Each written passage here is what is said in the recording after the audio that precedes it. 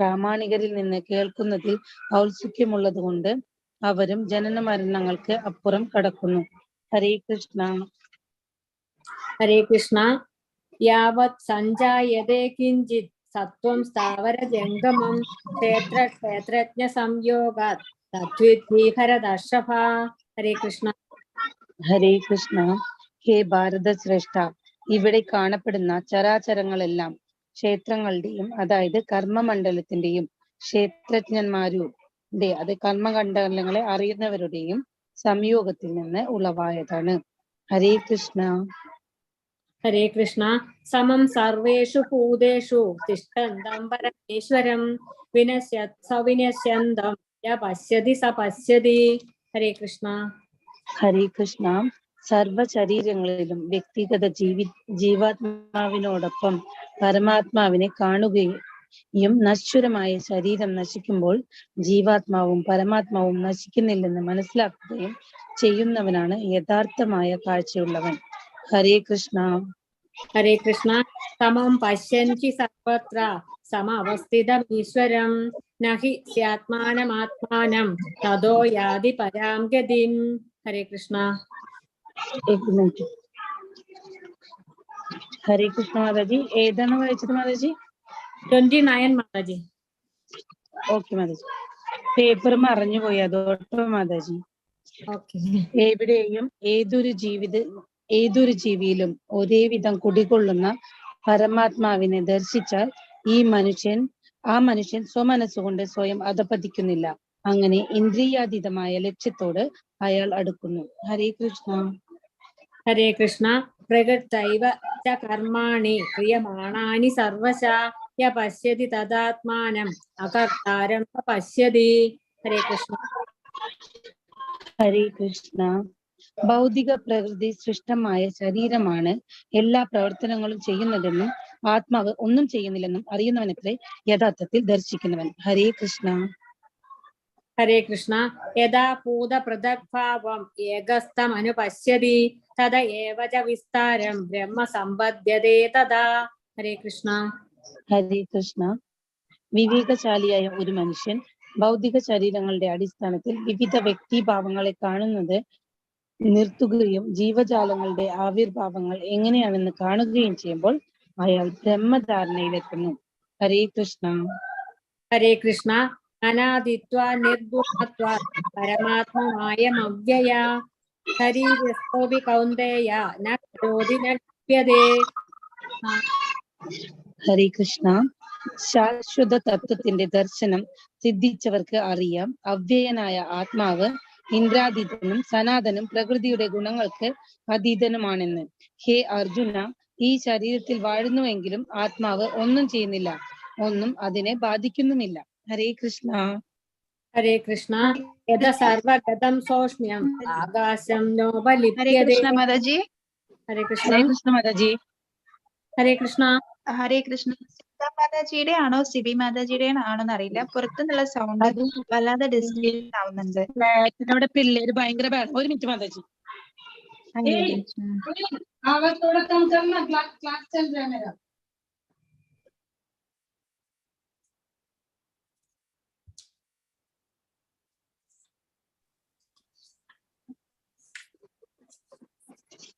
ഹരേ കൃഷ്ണ.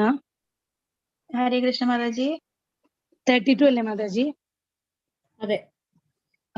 ശാശ്വത തത്വത്തിന്റെ ദർശനം സിദ്ധിച്ചവർക്ക് അറിയാം, അവ്യയനായ ആത്മാവ് ഇന്ദ്രിയാതീതനും സനാതനും പ്രകൃതിയുടെ ഗുണങ്ങൾക്ക് അതീതനുമാണെന്ന്. ഹേ അർജുന, ഈ ശരീരത്തിൽ വാഴുന്നു എങ്കിലും ആത്മാവ് ഒന്നും ചെയ്യുന്നില്ല, ഒന്നും അതിനെ ബാധിക്കുന്നുമില്ല. ഹരേ കൃഷ്ണ. ഹരേ കൃഷ്ണ. യഥാ സർവഗതം സൗക്ഷ്മ്യം ആകാശം ലോപലിപ്യതേ സർവത്ര അവസ്ഥിതോ ദേഹേ തഥാത്മാനോപലിപ്യതേ. ഹരേ കൃഷ്ണ. ഹരേ കൃഷ്ണ. ആകാശം സർവവ്യാപിയാണെങ്കിലും അതിന്റെ ഭാവം മൂലം മറ്റൊന്നിനോടും കൂടിക്കലരുന്നില്ല. അതുപോലെ ബ്രഹ്മഭാവനയിൽ സ്ഥിതി ചെയ്യുന്ന ആത്മാവും ശരീരത്തിലിരുന്നാലും അതിനോട് ചേരുന്നില്ല. ഹരേ കൃഷ്ണ. ഹരേ കൃഷ്ണ. യഥാ പ്രകാശയത്യേക കൃഷ്ണം ലോകമിമം രവിഃ ക്ഷേത്രം ക്ഷേത്രീ തഥാ കൃഷ്ണം പ്രകാശയതി ഭാരത. ഹരേ കൃഷ്ണ. ഹരേ കൃഷ്ണ. ഭാരതപുത്ര, സൂര്യൻ വിശ്വത്തിലെങ്ങും വെളിച്ചം പരത്തുന്നത് പോലെ ജീവാത്മാവ് ശരീരത്തിൽ ഇരുന്നുകൊണ്ട് അതിനെ അവബോധത്താൽ പ്രകാശനമാക്കുന്നു. ഹരേ കൃഷ്ണ. ഹരേ കൃഷ്ണ. ക്ഷേത്ര ക്ഷേത്രജ്ഞയോരവ അന്തരം ജ്ഞാന ചക്ഷുഷാ ഭൂത പ്രകൃതി മോക്ഷം ചയേ വിദുർയാന്തി തേ പരം. ഹരേ കൃഷ്ണ. ഹരേ കൃഷ്ണ. ശരീരത്തിനും ക്ഷേത്രം അതിനെ അറിയുന്നവൻ ക്ഷേത്രജ്ഞനും തമ്മിലുള്ള വ്യത്യാസം എങ്ങനെയാണെന്ന് ജ്ഞാനദൃഷ്ടി കൊണ്ട് കാണാനും ഭൗതിക പ്രകൃതിയുടെ ബന്ധനത്തിൽ നിന്ന് മുക്തി നേടാനുതകുന്ന പ്രക്രിയ എന്തെന്നറിയുവാനും കഴിവുള്ളവർ പരമപദം പ്രാപിക്കും. ഹരേ കൃഷ്ണ. ഹരേ കൃഷ്ണ. ഇതി ശ്രീമദ് ഭഗവത്ഗീതാസു ഉപനിഷത്സു ബ്രഹ്മവിദ്യായാം യോഗശാസ്ത്രേ ശ്രീകൃഷ്ണാർജുന സംവാദേ ക്ഷേത്ര ക്ഷേത്രജ്ഞ വിഭാഗ യോഗോ നാമ ത്രയോദശോധ്യായഃ. ഹരേ കൃഷ്ണ. പ്രകൃതി, പുരുഷൻ, ക്ഷേത്രജ്ഞൻ എന്ന ഭഗവത്ഗീതയുടെ 13-ാം അധ്യായത്തിന്റെ ഭക്തി വേദാന്ത വിശദീകരണം ഇപ്രകാരം സമാപിക്കുന്നു. Hare Krishna. Hare Krishna Mataji. Hare Krishna. Thank you Sita Mataji. Thank you Sibi Mataji. Thank you Mataji. Thank you Mataji. Hare Krishna. Hare Krishna. ആരെങ്കിലും കീർത്തനം ആലപിക്കുന്നുണ്ടോ? ഹരേ കൃഷ്ണ. ഹരേ കൃഷ്ണ മാതാജി. കീർത്തനം ആലപിക്കുന്നുണ്ടോ? ശ്രമിക്കാം മാതാജി. ചൊല്ലട്ടെ. ചൊല്ലിക്കോളൂ മാതാജി.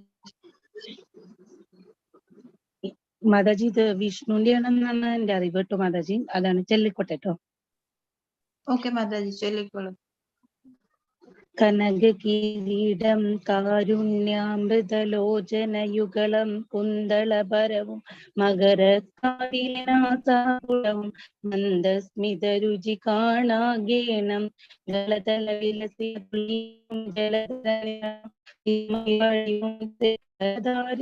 നീലശങ്കുഗധാരി സരോജം കാണാഗേണം ശ്രീവത്സാംഗിത വക്ഷസി വനമാലാതര പീതാംബരവും വാടീടാതുരത്നം തടവിന കാഞ്ചന കാഞ്ചിയും കാണാകെ രംഭാതുല്യം തുടയിണയും തവ ഗായുകളം മണിനൂറുപുറവും ജംബാരാതിമുഖമരവിന്ദ പദയുഗളം മമ കാണാകേണം. ഹരേ കൃഷ്ണ മാതാജി. ഹരേ കൃഷ്ണ മാതാജി. നെറ്റ്വർക്ക് പ്രോബ്ലം ആയതുകൊണ്ടാണ് തോന്നുന്നു ക്ലിയർ ആയിട്ടില്ല മാതാജി. അതിലെന്ത് സൗണ്ട് നെറ്റ്വർക്ക് പ്രോബ്ലം ആയിരിക്കും അല്ലേ? കുഴപ്പമില്ല Mataji. Thank you. Thank you Mataji. Hare Krishna. ഇനി മറ്റാരെങ്കിലും ചൊല്ലുന്നുണ്ടോ? ഹരേ കൃഷ്ണ മാതാജി. ഞാൻ ചൊല്ലാൻ ശ്രമിക്കട്ടെ വരണം. ചൊല്ലിക്കോളൂ സിബി മാതാജി. ഹരേ കൃഷ്ണ. ഹരേ കൃഷ്ണ. ശ്രീ വാസുദേവാഷ്ടകം. ശ്രീവാസുദേവ സരസീരുഹ പാഞ്ചജന്യ കൗമോദഗീ ഭയ നിവാരണ ചക്രപാണേ ശ്രീവത്സ വത്സ സകലാമയ മൂലനാശിൻ ശ്രീഭൂപദേ ഹര ഹരേ സകലാമയം മേ ഗോവിന്ദ ഗോപസുത ഗോഗണപാലലോല ഗോപീജനാംഗ കമനീയ നിജാംഗ സംഗ ഗോദേവി വല്ലഭ മഹേശ്വര മുഖ്യ വന്ദ്യ ശ്രീഭൂപദേ ഹര ഹരേ സകലാമയം മേ നീലാളികേശ പരിഭൂഷിത ബർഹി ബർഹ കാളാംബുദദ്യുതികളായ കളേബരാപ വീരസൗഹൃദ ജനവത്സല നീരജാക്ഷ ശ്രീഭൂപദേ ഹര ഹരേ സകലാമയം മേ ആനന്ദരൂപ ജനകാനകപൂർവദുന്ദു ध्यानन्द सागर सुधाकर सौकुमार्या मानापमान सममानस राजहंसा श्रीभूपदे हर हरे सकलामयं मे मञ्जीर मञ्जुमणि सिञ्चित पादपद्मा कञ्जाय दाक्ष करुणाकर कञ्जनापा सञ्जीवनौषध सुधामय साधुरम्या श्रीभूपदे हर हरे सकलामयं मे कंसासुरद्विरद केसरि वीरघोरा वैराकरामय विधोदगराज शौरे हंसादिरम्य सरसीरुहपादमूला श्रीभूपदे हर हरे सकलामयं मे संसार संगड विसंगड कंगडाय सर्वार्थदाय सदयाय सनातनाय सच्चिन्मयाय भवदे सततं नमोस्तु श्रीभूपदे हर हरे सकलामयं मे भक्तप्रियाय भवशोक विनाशनाय मुक्तिप्रदाय मुनिवृन्द निषेविताय नक्तं दिवं भगवते नदिरस्मदीया श्रीभूपदे हर हरे सकलामयं मे हरे कृष्ण माताजी। हरे कृष्ण माताजी।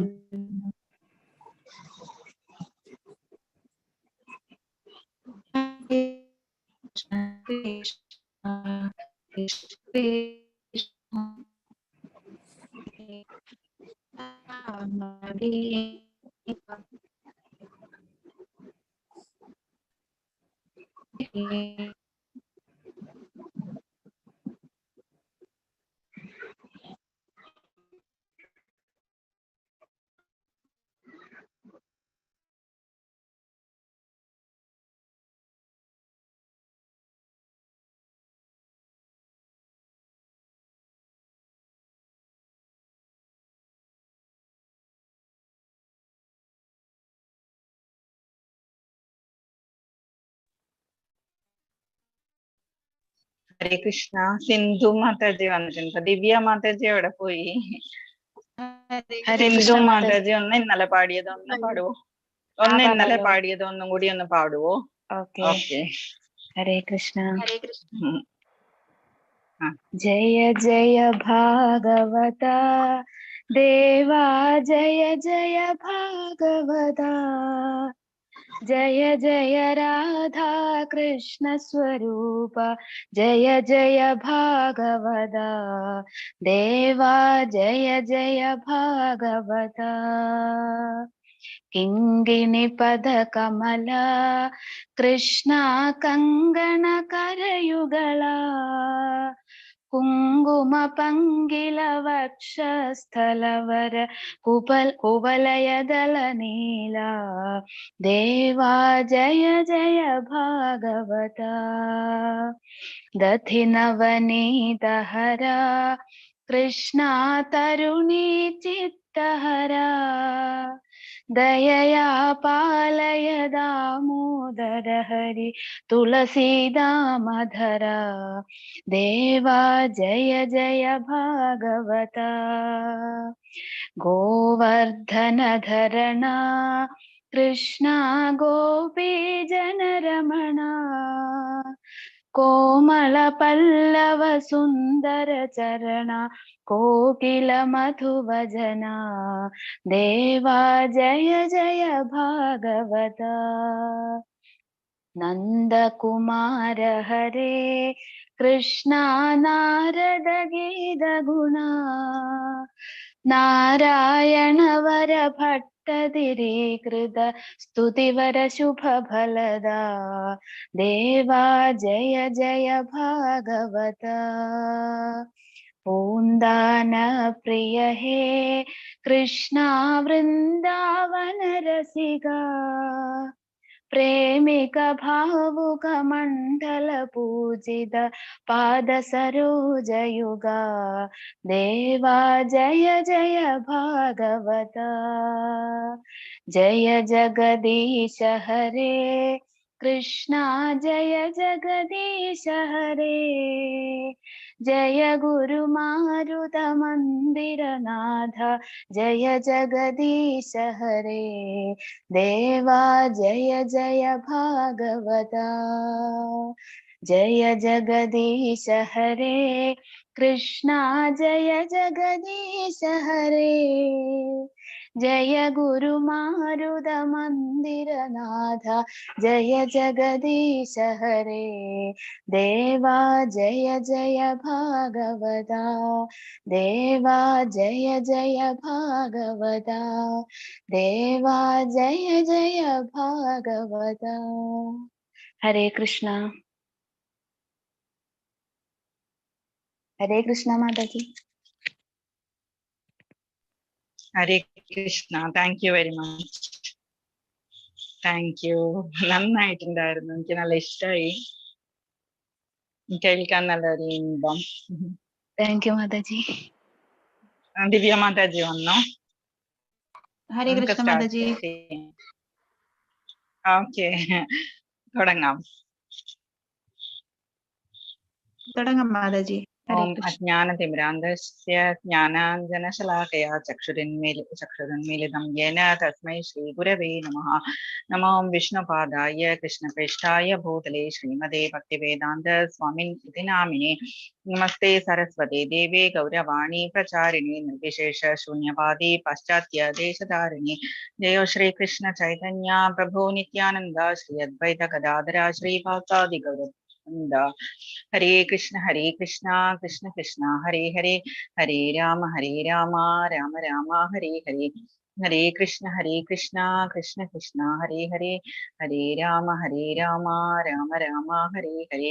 ഹരേ കൃഷ്ണ കൃഷ്ണ കൃഷ്ണ ഹരേ ഹരേ, ഹരേ രാമ രാമ രാമ ഹരേ ഹരേ. ഹരേ കൃഷ്ണ കൃഷ്ണ കൃഷ്ണ ഹരേ ഹരേ, ഹരേ രാമ രാമ രാമ ഹരേ ഹരേ. ഹരേ കൃഷ്ണ കൃഷ്ണ കൃഷ്ണ ഹരേ ഹരേ, ഹരേ രാമ രാമ ഹരേ ഹരേ. മുഖം കരോതി വാചാലം ഭംഗം ലംഘയതി ഗിരിം യത്പ്രപാദം ഹമന്തേ പരമാനന്ദമാധവം. കൃഷ്ണ പരമാത്മനേ നമഃ. കൃഷ്ണ പരമാത്മനേ നമ. ഓം വിഷ്ണുപദായ കൃഷ്ണപൃഷ്ഠായ ഭൂതലേ ശ്രീമതേ ഭക്തിവേദാന്ത സ്വാമിൻ ഇതി നാമിനേ. നമസ്തേ സരസ്വതി ദേവേ ഗൗരവാണി പ്രചാരിണേ നിർവിശേഷ ശൂന്യവാദി പാശ്ചാത്യ ദേശതാരിണി. ജയോ ശ്രീ കൃഷ്ണ ചൈതന്യ പ്രഭു നിത്യാനന്ദ ശ്രീ അദ്വൈത ഗദാധര ശ്രീവാസാദി ഗൗർ ഭക്തവൃന്ദ. ഹരേ കൃഷ്ണ കൃഷ്ണ കൃഷ്ണ ഹരേ ഹരേ, ഹരേ രാമ രാമ രാമ ഹരേ ഹരേ. ഹരേ Krishna Krishna Krishna Hare Hare Hare Ram Ram Ram Hare Hare Hare Krishna Krishna Krishna Hare Hare Hare Ram Ram Ram Hare Hare Hare Krishna Krishna Krishna Hare Hare Hare Ram Ram Ram Hare Hare Hare Krishna everyone Hare Krishna Hare Krishna Hare Krishna thank you very much Mataji. Hare Krishna അപ്പൊ നമ്മള് ഇന്ന് ശ്രീല പ്രഭുപാദരുടെ തൃപ്പാദങ്ങളിൽ നമസ്കരിച്ച് നമുക്ക് നാമനിഷ്ഠാദാസ് പ്രഭുവിന്റെ തൃപ്പാദങ്ങളെ സ്മരിച്ച് ഭഗവാനെ നമസ്കരിച്ച് നമുക്ക് സ്റ്റാർട്ട് ചെയ്യാം പതുക്കെ. 12th ലെസൺ ആയിരുന്നു ഇന്നലെ ഭക്തിയോഗം. ഇന്ന് തൊട്ട് നമ്മൾ ജ്ഞാനയോഗമാണ് നമ്മൾ ചെയ്യാൻ പോകുന്നത്. ആദ്യത്തെ 6 ലെസൺസ് നമ്മൾ കേട്ടു കർമ്മയോഗമായിരുന്നു. നെക്സ്റ്റ് 6 ലെസൺസ് മിഡിൽ പാർട്ട് ഭക്തിയോഗമായിരുന്നു. അതാണ് സ്വീറ്റസ്റ്റ് ആയിട്ടുള്ള പാർട്ട്. ഭഗവാനെ പറ്റി വിഭൂതികളെ പറ്റിയൊക്കെ പറയുന്ന പോർഷനാണ് സെക്കൻഡ് 6 ലെസൺസ്. തേർഡ് ആയിട്ട് വരുന്ന പോർഷനാണ് ജ്ഞാനയോഗം എന്ന് പറയുന്നത്.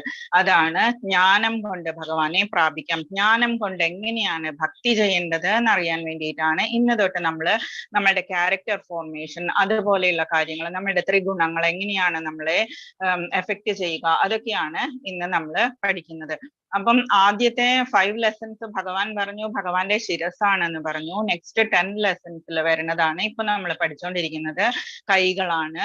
16th ലെസൺ ഭഗവാന്റെ സ്റ്റൊമക് ആണ്, വയറാണ്. ലാസ്റ്റ് 2 ലെസൺസ് ഭഗവാന്റെ പാദങ്ങളാണ്.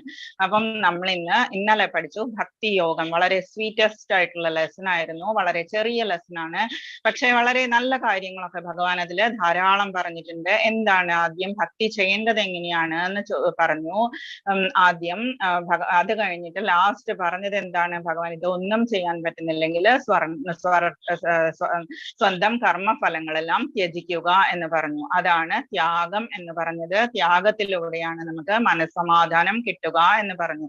അപ്പം ആദ്യം പറഞ്ഞത് എന്താണ്, എല്ലാ നമ്മളുടെ പ്രത്യാഹാരം എന്ന് പറയുന്നത് നമ്മളുടെ ഇന്ദ്രിയങ്ങളെല്ലാം അകത്തേക്ക് വലിച്ച് നമ്മളെ കുറച്ച് കൺട്രോൾഡ് ആയിട്ട് നമ്മൾ ചെയ്യുക എന്ന് പറഞ്ഞു. സിമ്പിൾ ലൈഫ് ഒക്കെ നമ്മൾ ഇന്നലെ ഡിസ്കസ് ചെയ്തു.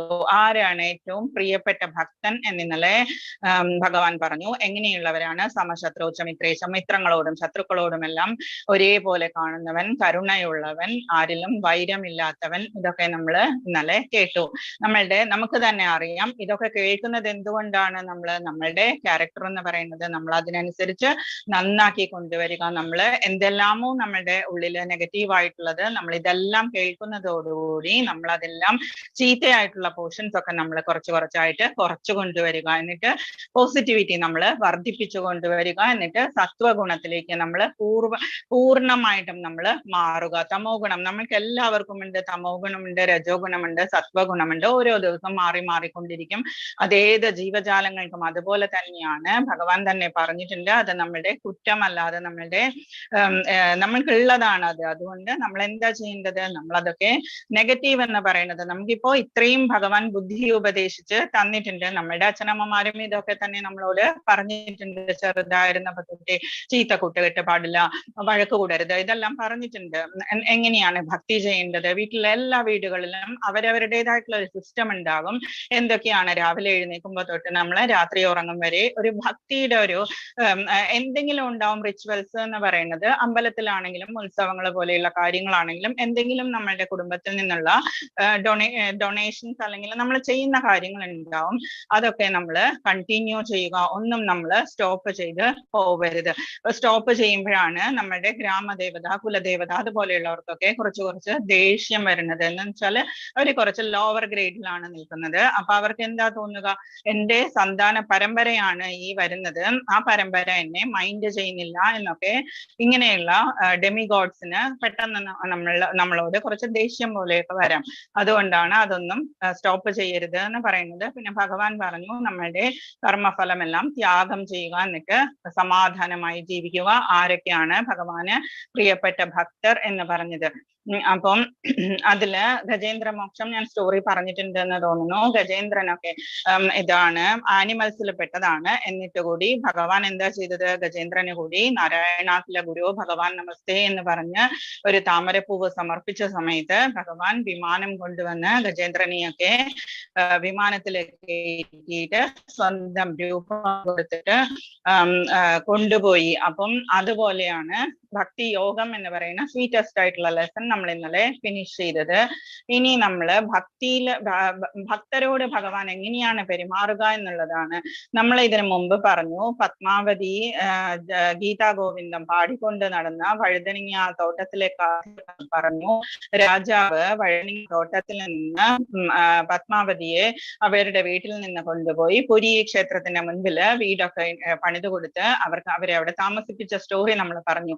ഇനി നെക്സ്റ്റ് പത്മാവതിക്ക് എന്താണ് സംഭവിച്ചത്? ഭക്തരുടെ കാര്യമാണ്. ഭഗവാൻ ഭക്തരുടെ കാര്യത്തില് നേരിട്ട് ഇടപെടുന്നതാണ്. അത് ജസ്റ്റ് ഒരു എക്സാമ്പിൾ പറയാണ്. അപ്പം ജയദേവ കവികളാണ് ഗീതാ ഗോവിന്ദം എഴുതിയത്. അപ്പൊ ജയദേവ കവികള് പുരിയിലായിരുന്നു താമസിച്ചിരുന്നത്, ബ്രഹ്മചാരിയായിരുന്നു. അപ്പൊ തീർത്ഥം കല്യാണമൊന്നും കഴിക്കുന്നില്ല, ഗാർഹസ്ഥ്യ ആശ്രമമൊന്നും വേണ്ട എന്ന് പറഞ്ഞിരുന്ന ജയദേവ കവികൾക്ക് ഭഗവാൻ സ്വപ്നത്തിൽ കാണിച്ചു കൊടുത്തു, ഇന്ന് പത്മാവതിയെയും കൂട്ടിയിട്ട് അച്ഛൻ വരും, അപ്പം പത്മാവതിയെ സ്വീകരിക്കുക, കല്യാണം കഴിക്കുക എന്ന് പറഞ്ഞു. അപ്പൊ പത്മാവതിയുടെ അച്ഛന് സ്വപ്ന ദർശനം കൊടുത്തു ഭഗവാൻ. പുരി ജഗന്നാഥൻ പത്മാവതിയെ ജയദേവ കവികളെ ഏൽപ്പിക്കുക, ജയദേവ കവികൾക്ക് കല്യാണം കഴിച്ചു കൊടുക്കുക എന്ന് പറഞ്ഞിട്ട് സ്വപ്നത്തില് കാണിച്ചു കൊടുത്തു. അപ്പം അച്ഛൻ എന്ത് ചെയ്തു? പത്മാവതിയെ കൊണ്ടുപോയി ജയദേവ കവികളുടെ കയ്യിലേക്ക് കൊടുത്തു, കൈ എടുത്തിട്ട് കയ്യിലേക്ക് കൊടുത്തു. എന്നിട്ട് അപ്പൊ അങ്ങനെ പറഞ്ഞ സമയത്ത് ജയദേവ കവികൾക്ക് പക്ഷേ ഗാർഹസ്ഥ്യത്തിൽ ഇൻട്രസ്റ്റഡ് അല്ലായിരുന്നു. അപ്പം ജയദേവ കവികൾ പറഞ്ഞു, എനിക്ക് ഇൻട്രസ്റ്റ് ഇല്ലല്ലോ എന്ന് പറഞ്ഞപ്പോ ഭഗവാൻ പറഞ്ഞു, നീ ഇതൊക്കെ എഴുതുക, നിനക്ക് ഇനിയും മുൻപിൽ കുറെ എഴുതാനുണ്ട്. ഗീതാ ഗോവിന്ദം എനിക്ക് ഭയങ്കര ഇഷ്ടമാണ്, കുറെ എഴുതാനുണ്ട്, അതെല്ലാം ഡാൻസ് കളിച്ചിട്ട് പത്മാവതി എന്നെ കാണിക്കും, എനിക്ക് അതാണ് ഇഷ്ടം എന്ന് പറഞ്ഞു. അപ്പൊ ഭഗവാന്റെ ഇഷ്ടം എന്ന് പറയുന്നതാണ് നമ്മളുടെ ഇഷ്ടത്തെക്കാളും നമുക്ക് കൂടുതൽ വേണ്ടത്. അപ്പം ജയദേവ കവികള് പത്മാവതിയെ കല്യാണം കഴിച്ചു. എന്നിട്ട് അവിടെ താമസിക്കാൻ തുടങ്ങി. എപ്പോഴും എഴുതും, എഴുതി കഴിഞ്ഞിട്ട് യമുനാ നദിയിൽ കുളിക്കാൻ പോകും. യമുനാ നദിയിൽ പോകുന്ന സമയത്ത് ഗംഗാ നദിയില് അവിടെ യമുനാ നദിയിൽ കുളിക്കാൻ പോകുന്ന സമയത്ത് അവിടെ ചെല്ലുമ്പോൾ എന്താ സംഭവിക്കുന്നത്? അവിടെ ചെല്ലുന്ന സമയത്ത് ഈ ജയദേവ കവികൾക്ക് കൃഷ്ണനെ ഓർമ്മ വരും, ഗോപിമാരെ ഓർമ്മ വരും, രാധാറാണിയെ ഓർമ്മ വരും, അവരുടെ മാധുര്യ ലീലകളൊക്കെ ഓർമ്മ വന്നിട്ട് അവിടെ ഇരുന്ന് കുറെ നേരം കരയും. എന്നിട്ട് വളരെയധികം സെന്റിമെന്റ്സ് കാണിക്കും. കുറെ നേരം ഇരുന്ന് കഴിഞ്ഞാൽ കുറച്ചു നേരം ഇരുന്ന് പാട്ടുകളൊക്കെ പാടി പത്മാവതി അവിടെ നിന്ന് വീട്ടിൽ നിന്ന് അന്വേഷിച്ചു വരണം. 1 മണിക്കൂറായി അല്ലെങ്കിൽ 2 മണിക്കൂറായി എന്ന് പറഞ്ഞിട്ട് പത്മാവതി അന്വേഷിച്ചു വരും. അന്വേഷിച്ചു വരുന്ന സമയത്താണ് കുളിക്കാനായിട്ടാണല്ലോ വന്നത് എന്ന് തന്നെ ജയദേവ കവികൾക്ക് തോന്നുന്നത്. എന്നിട്ട് ജയദേവ കവികൾ കുളിച്ചു വന്നിട്ട് ഭക്ഷണം കഴിക്കും. അത് കഴിഞ്ഞിട്ട് പിന്നെയും ഇതൊക്കെ എഴുതും. ഭഗവാൻ ഇതൊക്കെ കേൾക്കുന്നത് ഭയങ്കര ഇഷ്ടം. ഗീതാ ഗോവിന്ദം കേൾക്കാതെ ഭഗവാൻ ഉറങ്ങില്ല. ഗീതാ ഗോവിന്ദം തയ്ച്ചു വെച്ചിരിക്കുന്ന ഡ്രസ് അല്ലാതെ ഇടില്ല, അത്രയ്ക്ക് ഇഷ്ടം. എന്തുകൊണ്ടാണ്? അത് ഗോപിമാരെയും രാധാറാണിയും ഒക്കെ വർണ്ണിച്ചിട്ടുള്ളതാണ് ഗീതാ ഗോവിന്ദം എന്ന് പറയുന്നത്. അത് ഭഗവാന് ഏറ്റവും ഇഷ്ടമുള്ള കാര്യമാണ്. ഗോപിമാരാണ് ഏറ്റവും എക്സോൾട്ടഡ് ഭക്തർ എന്നാണ് ഭഗവാൻ പറയുന്നത്. ഏറ്റവും ഹയസ്റ്റ് എന്ന് പറയുന്ന ലെവലില് ഗോപിമാരാണ് ഭക്തിയുടെ ലെവലിലുള്ളത്. അപ്പം അങ്ങനെ ഇരിക്കുന്ന സമയത്ത് ഒരു ദിവസം എന്ത് പറ്റി? ഒരു ദിവസം ജയദേവ കവികൾ ഇതൊക്കെ എഴുതാനിരുന്ന സമയത്ത് കുറച്ചു നേരം കഴിഞ്ഞപ്പോഴേക്കും ഒരു ഇത് തോന്നി, അത് വേണ്ട എന്ന് തോന്നിയിട്ട് ഒരു ലൈൻ ഇങ്ങനെ കട്ട് ചെയ്തിട്ട് ജയദേവ കവികള് കുളിക്കാൻ പോയ സമയത്ത് ഒരു രാധാറാണിയുടെ കാല് തൊട്ട് തലയിൽ വെക്കുന്ന ഒരു സീനാണ് ജയദേവ കവികൾക്ക് അന്നത്തെ ദിവസം മനസ്സിനുള്ളിലേക്ക് വന്നത്.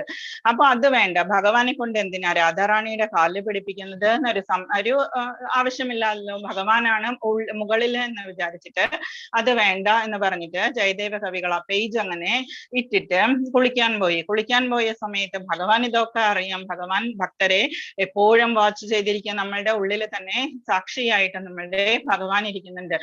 അപ്പം ജയദേവ കവികളുടെ മനസ്സ് ഭഗവാന് മനസ്സിലായി.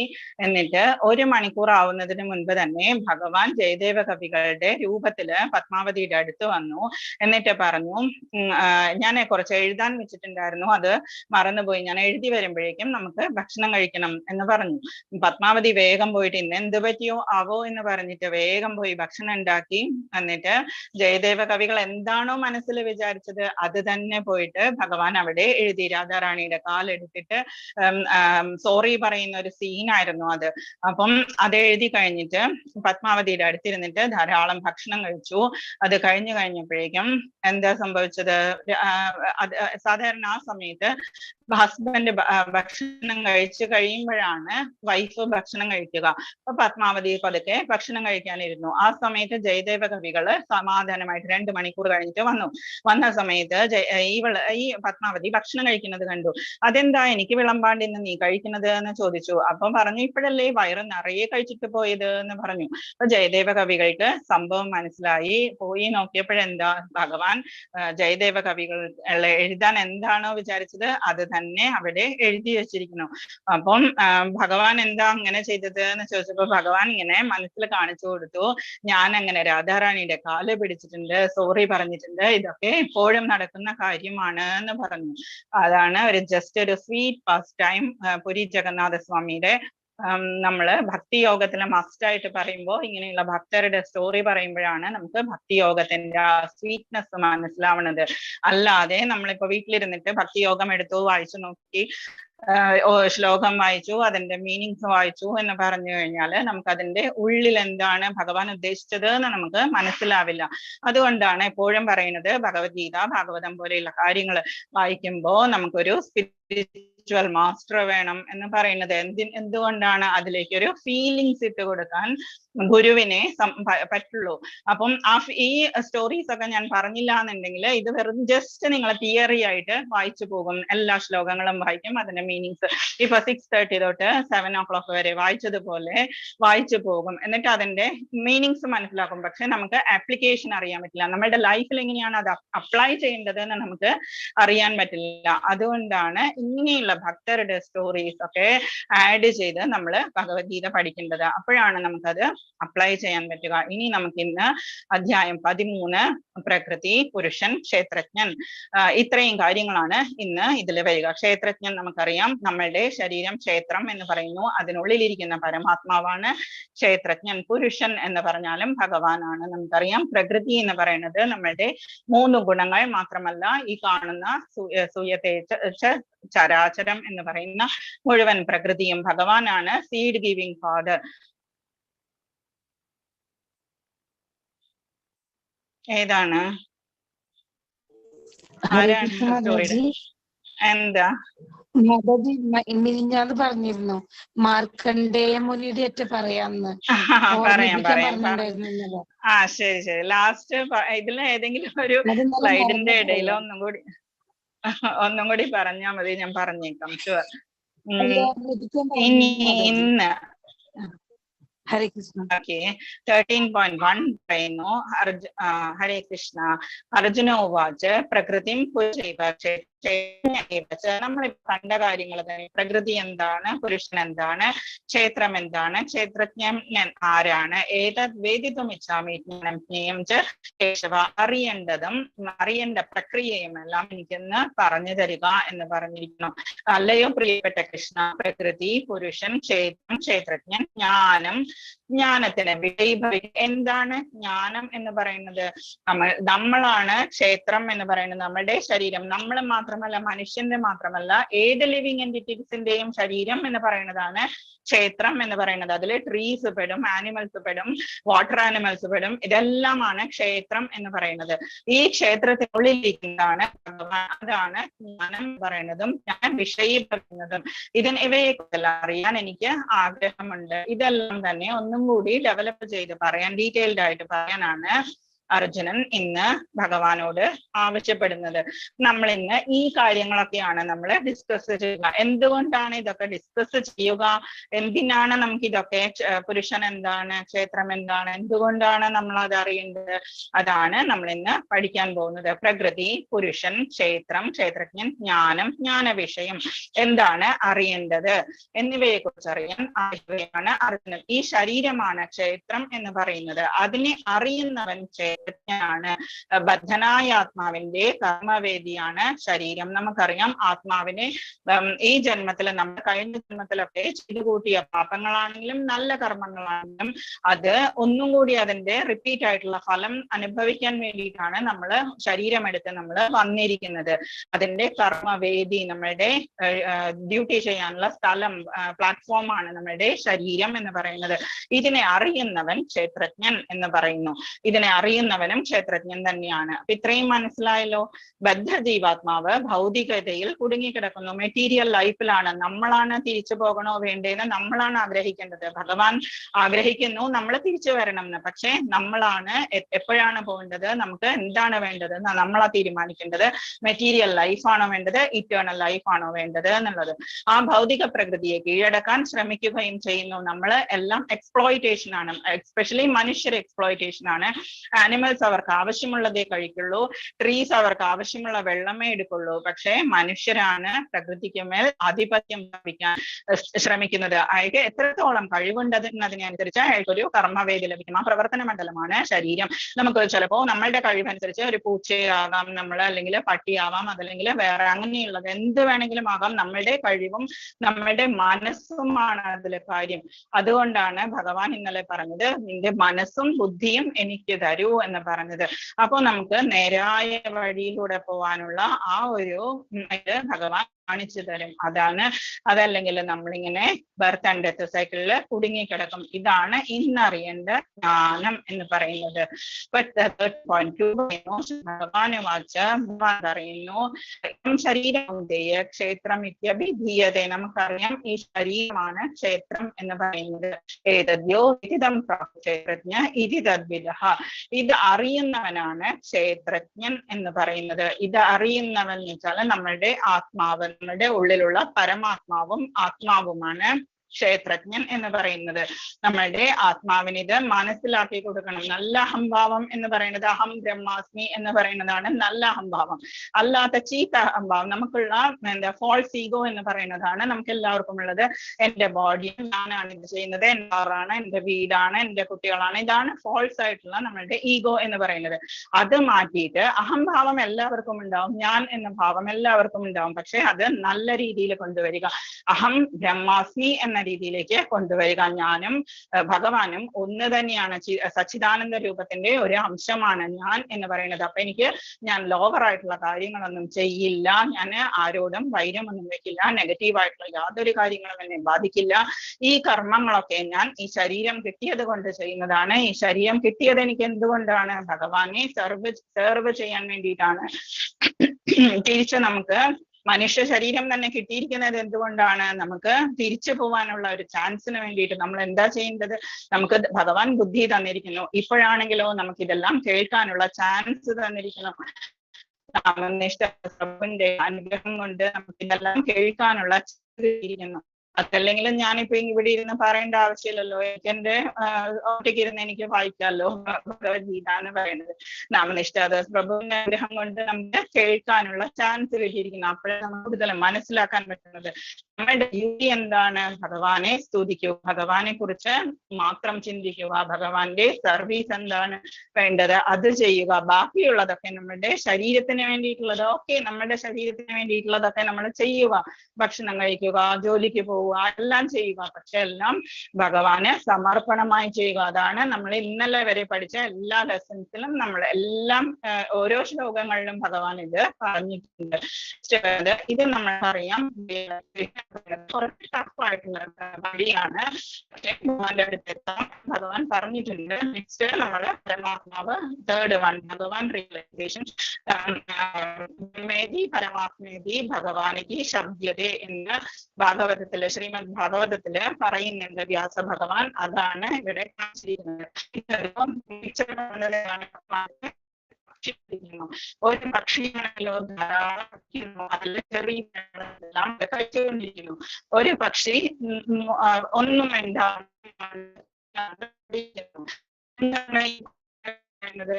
ഭാഗവതത്തിലെ ഒരു ശ്ലോകമാണ്, ആയിട്ടുള്ള ഒരു അനാലോചിയാണ്. ഇതില് ഭക്ഷണം കഴിക്കുന്ന പക്ഷി ഈ ശരീരത്തിൽ ഇരുന്നിട്ട് എന്താ ചെയ്യുന്നത്, എന്റെ ജീവിതം എന്നെല്ലാം പറഞ്ഞിട്ട് ബ്രേക്ക് ആവുന്നുണ്ടോ. ഇനി ഞാൻ എവിടെ പോയിരിക്കുകയാണ്, ഇപ്പുറത്തെ റൂമിൽ വന്നിട്ട് എന്റെ ഒരു കുഴപ്പമില്ല പറഞ്ഞിട്ട്. അപ്പം എന്നിട്ട് ഈ ആത്മാവ് ആണ് ഈ ഭക്ഷണം എന്ന് പറയുന്നത്. ഞാൻ അനുഭവിക്കുന്നത് എന്റെ എന്റെ എന്നൊക്കെ ഇങ്ങനെ ആലോചിക്കുന്നു. ഇപ്പൊ നമ്മുടെ പരമാത്മാവാണ്.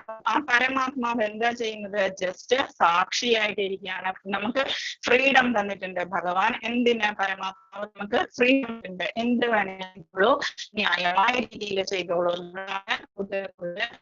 എന്താ പറയാ, ചെയ്യുന്നത്. അപ്പൊ എപ്പോഴാണോ ഈ ഭക്ഷണം കഴിക്കുന്ന പക്ഷി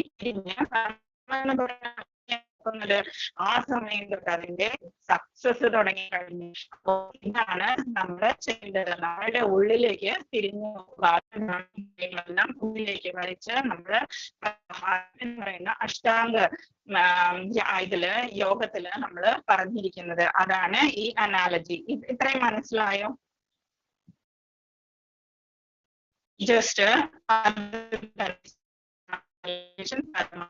ഭഗവാൻ ശ്യാമസുന്ദര രൂപം നമ്മള് എപ്പോഴും ധ്യാനിക്കേണ്ടത് ത്രിഭംഗിയായിട്ടുള്ള. ഓക്കെ, പറഞ്ഞാൽ മതി. തീരെ കഴിക്കാൻ പറ്റുന്നില്ലെങ്കിൽ പറഞ്ഞാൽ മതി കേട്ടോ. ഇപ്പൊ മനസ്സിലാവുന്നുണ്ടോ? ശ്യാമസുന്ദര രൂപത്തിലാണ് നമ്മള് ഭഗവാനെ ആരാധിക്കേണ്ടത്. ഭഗവാൻ കാല് പിണച്ചു വെക്കുകയാണെങ്കിൽ ഭഗവാൻ ഉള്ളിലേക്ക് വന്നു കഴിഞ്ഞാൽ ഭഗവാന് പുറത്തു പോകാൻ പറ്റില്ല. ആ രീതിയിലാണ് നമ്മള് ഭഗവാനെ ആരാധിക്കേണ്ടത്. അപ്പം ഇതാണ് ഇത്രയും ഉണ്ടായിരുന്ന കാര്യം. പറഞ്ഞു ക്ഷേത്രജ്ഞൻ ഭാരത് ക്ഷേത്രജ്ഞയോർ ജ്ഞാനം ജ്ഞാനം മതം മമ. അപ്പോ ഭഗവാൻ പറയുന്നു, ഹേ ഭരതവംശജ, സർവ്വ ശരീരങ്ങളിലും കുടികൊള്ളുന്ന ജ്ഞാനം ക്ഷേത്രജ്ഞനാണ്. നമ്മൾ ഇത്രയും നേരം പറഞ്ഞു ആത്മാവാണ് ക്ഷേത്രം എന്ന് പറയുന്നത് ശരീരം. ക്ഷേത്രത്തിനുള്ളിലിരിക്കുന്ന ക്ഷേത്രം എന്ന് പറയുന്നത് അറിയുന്ന ആളാണ് ക്ഷേത്രജ്ഞൻ എന്ന് നമ്മൾ ഇപ്പൊ ഭഗവാൻ പറഞ്ഞു. പക്ഷെ നേരത്തെ ഭഗവാൻ പറഞ്ഞിട്ടുണ്ട് ഓൾറെഡി ക്ഷേത്രജ്ഞൻ ഞാൻ തന്നെയാണ്, പരമാത്മാവാണ്, സർവസ്യ ചാഹം സന്നിവിഷ്ടോ എന്ന് ഭഗവാൻ പറഞ്ഞിട്ടുണ്ട്. അപ്പൊ അതുകൊണ്ടാണ് ഈ ശരീരമാകുന്ന ഞാനും ക്ഷേത്രജ്ഞനാണ്. ഈ ശരീരമാകുന്ന ക്ഷേത്രത്തെയും ക്ഷേത്രജ്ഞനെയും കുറിച്ചുള്ള അറിവാണ് ജ്ഞാനം എന്ന് പറയുന്നത്. അപ്പൊ ഇതാണ് നമ്മൾ ഇന്ന് അറിയാൻ പോകുന്ന അറിഞ്ഞ ജ്ഞാനം എന്ന് പറയുന്നത്. എന്താണ് റിയൽ നോളജ് എന്ന് പറയുന്നത്? ഇത്രയും മനസ്സിലായോ? ജ്ഞാനം, എന്റെ ക്ഷേത്രം എന്ന് പറയുന്നത് ശരീരം. ആനിമൽസിന്റെ ആകാം, ട്രീസിന്റെ ആകാം, മനുഷ്യന്റെ ആകാം, എന്തും ദേവന്മാര് വരെ ഇതിൽ തന്നെയാണ് പെടുന്നത്. ദേവന്മാരുടെയും ശരീരം എന്ന് പറയുന്നത് ഇതുപോലെ തന്നെയാണ്. അപ്പൊ അതിൽ ഇരിക്കുന്ന ജ്ഞാനം പിന്നെ ഇതറിയുന്ന ആളും ക്ഷേത്രജ്ഞൻ തന്നെ എന്ന് വെച്ചാൽ നമ്മള് ക്ഷേത്രജ്ഞൻ തന്നെ എന്നാണ് ഭഗവാൻ പറയുന്നത്. ഞാൻ ഇതറിഞ്ഞു കഴിഞ്ഞാൽ ഞാനും ഭഗവാനും തുല്യരാണ്. ഇതാണ് എന്റെ അഭിപ്രായം. ഓക്കെ, ഇത്രയും ഓക്കെ ആണല്ലോ. ഓരോ ശരീരത്തിലും കുടികൊള്ളുന്ന ക്ഷേത്രജ്ഞൻ ഞാനാണ് എന്ന് ഭഗവാൻ അരുളി ചെയ്യുന്നു. എന്ന് വെച്ചാൽ നമ്മൾക്ക് നമ്മളുടെ കാര്യം മാത്രമേ അറിയുള്ളൂ. നമ്മളുടെ കാല് വേദനിച്ചാലും കൈ വേദനിച്ചാലും മാത്രമേ നമുക്കറിയാൻ പറ്റുള്ളൂ. വേറെ നമ്മളുടെ കുഞ്ഞിന്റെ കൂടി കൈയോ കാലോ വേദനിച്ചാൽ നമ്മുടെ മനസ്സ് വേദനിക്കുന്നല്ലാതെ നമ്മുടെ ശരീരത്തിന് അത് അറിയാൻ പറ്റില്ല. ഒരു വ്യക്തിക്ക് സ്വശരീരത്തെ കുറിച്ച് മാത്രമേ അറിയൂ, മറ്റുള്ളവരുടെ ശരീരത്തെ കുറിച്ച് അറിഞ്ഞുകൂടാ. പക്ഷേ സർവ്വ ശരീരങ്ങളിലും പരമാത്മാവായി വാഴുന്ന ഭഗവാനാകട്ടെ എല്ലാ ശരീരങ്ങളെ കുറിച്ചും തികച്ചും അറിയാം. എല്ലാവിധ ജീവജാലങ്ങളുടെയും നാനാവിധ ശരീരങ്ങളെ കുറിച്ചും അദ്ദേഹത്തിന് പൂർണ്ണമായ അറിവുണ്ട്. ആനിമൽസിന്റെ ആണെങ്കിലും വൃക്ഷങ്ങളുടെ ആണെങ്കിലും പുഴുവിന്റെ ആണെങ്കിലും പുല്ലിന്റെ ആണെങ്കിലും ഭഗവാന് എല്ലാം അറിയാം. എത്ര ജന്മങ്ങൾ എടുത്തു എന്നറിയാം, ഇനി എത്ര ജന്മങ്ങളാണ് എടുക്കുക, എന്ത് ചെയ്തു എല്ലാം ഭഗവാന് അറിയാം. ശരീരത്തെ കുറിച്ച് മാത്രമേ അറിയൂ. അതും നമുക്ക് ഉള്ളിലുള്ള നമുക്ക് പാടില്ല. നമുക്ക് അവരെ കാണുന്ന കാര്യങ്ങൾ മാത്രമേ നമുക്ക് അറിയാൻ പാടുള്ളൂ. ഇനി വരണത് നമ്മള് സാഖ്യയോഗം എന്ന് പറയുന്ന ആ ഭാഗവതത്തിലൊരു സാഖ്യയോഗം എന്ന് പറയുന്ന ഒരു ഇതുണ്ട്. അതാണ് നമ്മൾ ഇനി പഠിക്കാൻ പോകുന്നത്. 13.6 and 7 പറയുന്നു. ഇത് ശ്രദ്ധിക്കുക. 5 മഹാഭൂതങ്ങൾ നമുക്കറിയാം. പഞ്ചമഹാഭൂതങ്ങൾ എർത്ത്, അഗ്നി, വായു, അതെല്ലാം നമ്മൾ പറഞ്ഞിട്ടുണ്ട്. ഇത് വെള്ളം, മിഥ്യാഹങ്കാരം, ഫോൾസ് ഈഗോ, പിന്നെ നമ്മുടെ ബുദ്ധി, പിന്നെ അവ്യക്തത എന്ന് വെച്ചാല് മഹത്തത്വം എന്ന് പറയുന്നത് നമുക്ക് അറിയാൻ പാടില്ലാത്തത് ഭഗവാന്റെ ശക്തി, പിന്നെ നമ്മുടെ 10 ഇന്ദ്രിയങ്ങൾ, മനസ്സ്, 5 ഇന്ദ്രിയ വിഷയങ്ങൾ, രാഗദ്വേഷങ്ങൾ, സുഖദുഃഖങ്ങൾ, സമദൃഷ്ടി, ജീവലക്ഷണങ്ങൾ, ദൃഢവിശ്വാസം എന്നിവയും ചുരുക്കത്തിൽ ക്ഷേത്രമായും പറയുന്നുണ്ട്. എന്തെല്ലാം ക്ഷേത്രം എന്ന് പറയുന്നതിൽ വന്നു എന്ന് നോക്കൂ. ഇതെല്ലാം നമ്മുടെ ശരീരത്തിൽ തന്നെ ഉള്ള കാര്യങ്ങളാണ്. എന്തൊക്കെയാണ്? പഞ്ചമഹാഭൂതങ്ങൾ കൊണ്ട് നിർമ്മിച്ച നമ്മുടെ ശരീരം, പിന്നെ നമ്മുടെ ഫോൾസ് ഈഗോ, പിന്നെ നമ്മുടെ ഇന്റലിജൻസ്, പിന്നെ നമ്മുടെ അഹംഭാവം എന്ന് പറയുന്നത് 10 ഇന്ദ്രിയങ്ങളാണ് നമുക്കുള്ളത്. മനസ്സ്, പിന്നെ 5 ഇന്ദ്രിയ വിഷയങ്ങളുണ്ട് നമുക്ക്, കാണുക, കേൾക്കുക, അതുപോലെയുള്ളതൊക്കെ. രാഗദ്വേഷങ്ങൾ, നമ്മുടെ ഫീലിങ്സ് എന്ന് പറയുന്നത്, സുഖദുഃഖങ്ങൾ, നമ്മൾ അനുഭവിക്കുന്ന സുഖങ്ങളും ദുഃഖങ്ങളും വെച്ചാൽ നമ്മൾ ഫീൽ ചെയ്യുന്ന കാര്യങ്ങൾ, സമദൃഷ്ടി, എല്ലാവരിലും ഒരുപോലെ ഉണ്ടാവുക എന്ന നല്ല ക്യാരക്ടർ. ജീവലക്ഷണങ്ങൾ എന്ന് വെച്ചാല് നമ്മള് ചെറിയൊരു കുഞ്ഞു തൊട്ട് അതിന് വളർച്ച സംഭവിക്കുന്ന ലാസ്റ്റ് വരെ, അതൊക്കെയാണ് നമ്മളുടെ ജീവലക്ഷണങ്ങൾ. നമ്മൾ വളരുന്നു, നമുക്ക് ജീവൻ ഉണ്ടെങ്കിൽ നമ്മൾ വളരും. ജീവൻ ഇല്ലാത്തവയാണ് നമ്മള് അറിയാം നമുക്ക് വളരാത്തത്. ബിൽഡിങ്സ് അല്ലെങ്കിൽ മേശ, കസേര, അതുപോലെയുള്ള സംഭവങ്ങളൊക്കെ വളരില്ല. അതേസമയം നമ്മള് ജീവനുള്ളതാണ് വളരുക എന്ന് പറയുന്നത്. അതാണ് ഈ ജീവലക്ഷണങ്ങൾ. വളർച്ചയ്ക്ക് ഓരോ കാലഘട്ടമുണ്ട്. നമ്മളുടെ ഓരോരോ ഇതിലൂടെ നമ്മൾ കടന്നു പോകും. ലാസ്റ്റ് വാർദ്ധക്യാവസ്ഥ. ദൃഢവിശ്വാസം, ഇത് നമുക്ക് ഭഗവാനുള്ള ഡിറ്റർമിനേഷൻ. നമ്മൾ ഫസ്റ്റ് ഡേ പറഞ്ഞതാണ്, നമുക്ക് ഡിറ്റർമിനേഷൻ ആണ് ഏറ്റവും കൂടുതൽ വേണ്ടത് എന്ന് പറഞ്ഞത്. എന്നാലേ നമുക്ക് ഭഗവാനിൽ ഫോക്കസ് ചെയ്യാൻ പറ്റുള്ളൂ, ഒരു നിഷ്ഠ ഉണ്ടാക്കാൻ പറ്റുള്ളൂ. എന്നിവയും ചുരുക്കത്തിൽ ക്ഷേത്രമായും അതിന്റെ പ്രതിപ്രവർത്തനങ്ങളായും വിവരിക്കപ്പെട്ടിട്ടുണ്ട്. ഇത്രയും മനസ്സിലായോ? 13.6 and 7. നെക്സ്റ്റ് അത് കുറച്ചും കൂടി ഡീറ്റെയിൽഡ് ആയിട്ട് പറയുന്നു. ഒന്നാമതായി ഭൂമി, ജലം, അഗ്നി, വായു, ആകാശം നമ്മൾ പറഞ്ഞു, പഞ്ചമഹാഭൂതങ്ങൾ. പിന്നെ നമ്മൾ പറഞ്ഞു അഷ്ടതാ പ്രകൃതി. നമ്മൾ പഠിച്ചതാണ് അഷ്ടതാ പ്രകൃതി എന്താണ് എന്നുള്ളത്.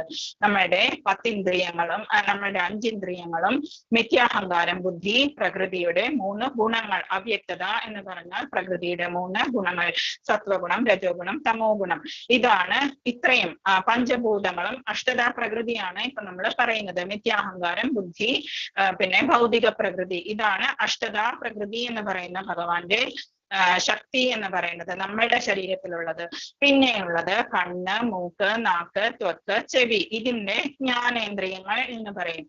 ഇതിനെന്തൊക്കെയാണ് ഇതിന്റെ ഡ്യൂട്ടീസ് നമുക്കറിയാം. കണ്ണുകൊണ്ട് നമ്മൾ കാണുന്നു, മൂക്കുകൊണ്ട് നമ്മൾ ശ്വസിക്കുന്നു, നാക്കുകൊണ്ട് നമ്മൾ പ്രസാദം കഴിക്കുന്നു, ടേസ്റ്റ് അറിയുന്നു, ത്വക്ക് കൊണ്ട് നമ്മൾ സ്പർശിക്കുന്നു, ചെവി കൊണ്ട് നമ്മൾ കേൾക്കുന്നു. ഇതാണ് ജ്ഞാനേന്ദ്രിയങ്ങൾ. പിന്നെയുള്ളത് എന്താ? കർമ്മേന്ദ്രിയങ്ങളാണ്. 5 ജ്ഞാനേന്ദ്രിയങ്ങളുണ്ട്, 5 കർമ്മേന്ദ്രിയങ്ങളുണ്ട്. ഇതാണ് 20 എന്ന് പറയുന്നത്. 20 എണ്ണം ഉണ്ട് അപ്പോ നമ്മൾ പറയുന്ന കാര്യങ്ങൾ. അപ്പൊ ഇനി നെക്സ്റ്റ് പറയുന്നത് കാലുകൾ, കൈകൾ, ഏനസ്, ജെനിറ്റൽസ് എന്നീ കർമ്മേന്ദ്രിയങ്ങളും നമുക്ക് രൂപം കൊള്ളുന്ന നമ്മുടെ ശരീരത്തിലുണ്ട്. ഇത്രയുമാണ് നമ്മൾ 20 ഐറ്റംസ് ആയിട്ടുണ്ട്. ഇന്ദ്രിയങ്ങളെക്കാൾ ഉത്കൃഷ്ടമായ മനസ്സാണ് അടുത്തതായിട്ട് നമുക്ക് ഉള്ളത്. നമ്മളുടെ കൈയുടെയും കാലിന്റെയും എല്ലാം പ്രവർത്തനങ്ങളെയെല്ലാം കൺട്രോൾ ചെയ്യണമെങ്കിൽ നമുക്ക് മനസ്സ് വേണം. ഇത്രയുമാണ് നമ്മുടെ ഇന്ദ്രിയങ്ങൾ എന്ന് പറയുന്നത്. ഇന്ദ്രിയ വിഷയങ്ങൾ 5: ഗന്ധം, രസം, രൂപം, സ്പർശം, ശബ്ദം എന്ന് പറയുന്നത്. പറഞ്ഞോളൂ, എന്താ ലക്ഷ്മി മാതാജി? ചോദിച്ചോളൂ.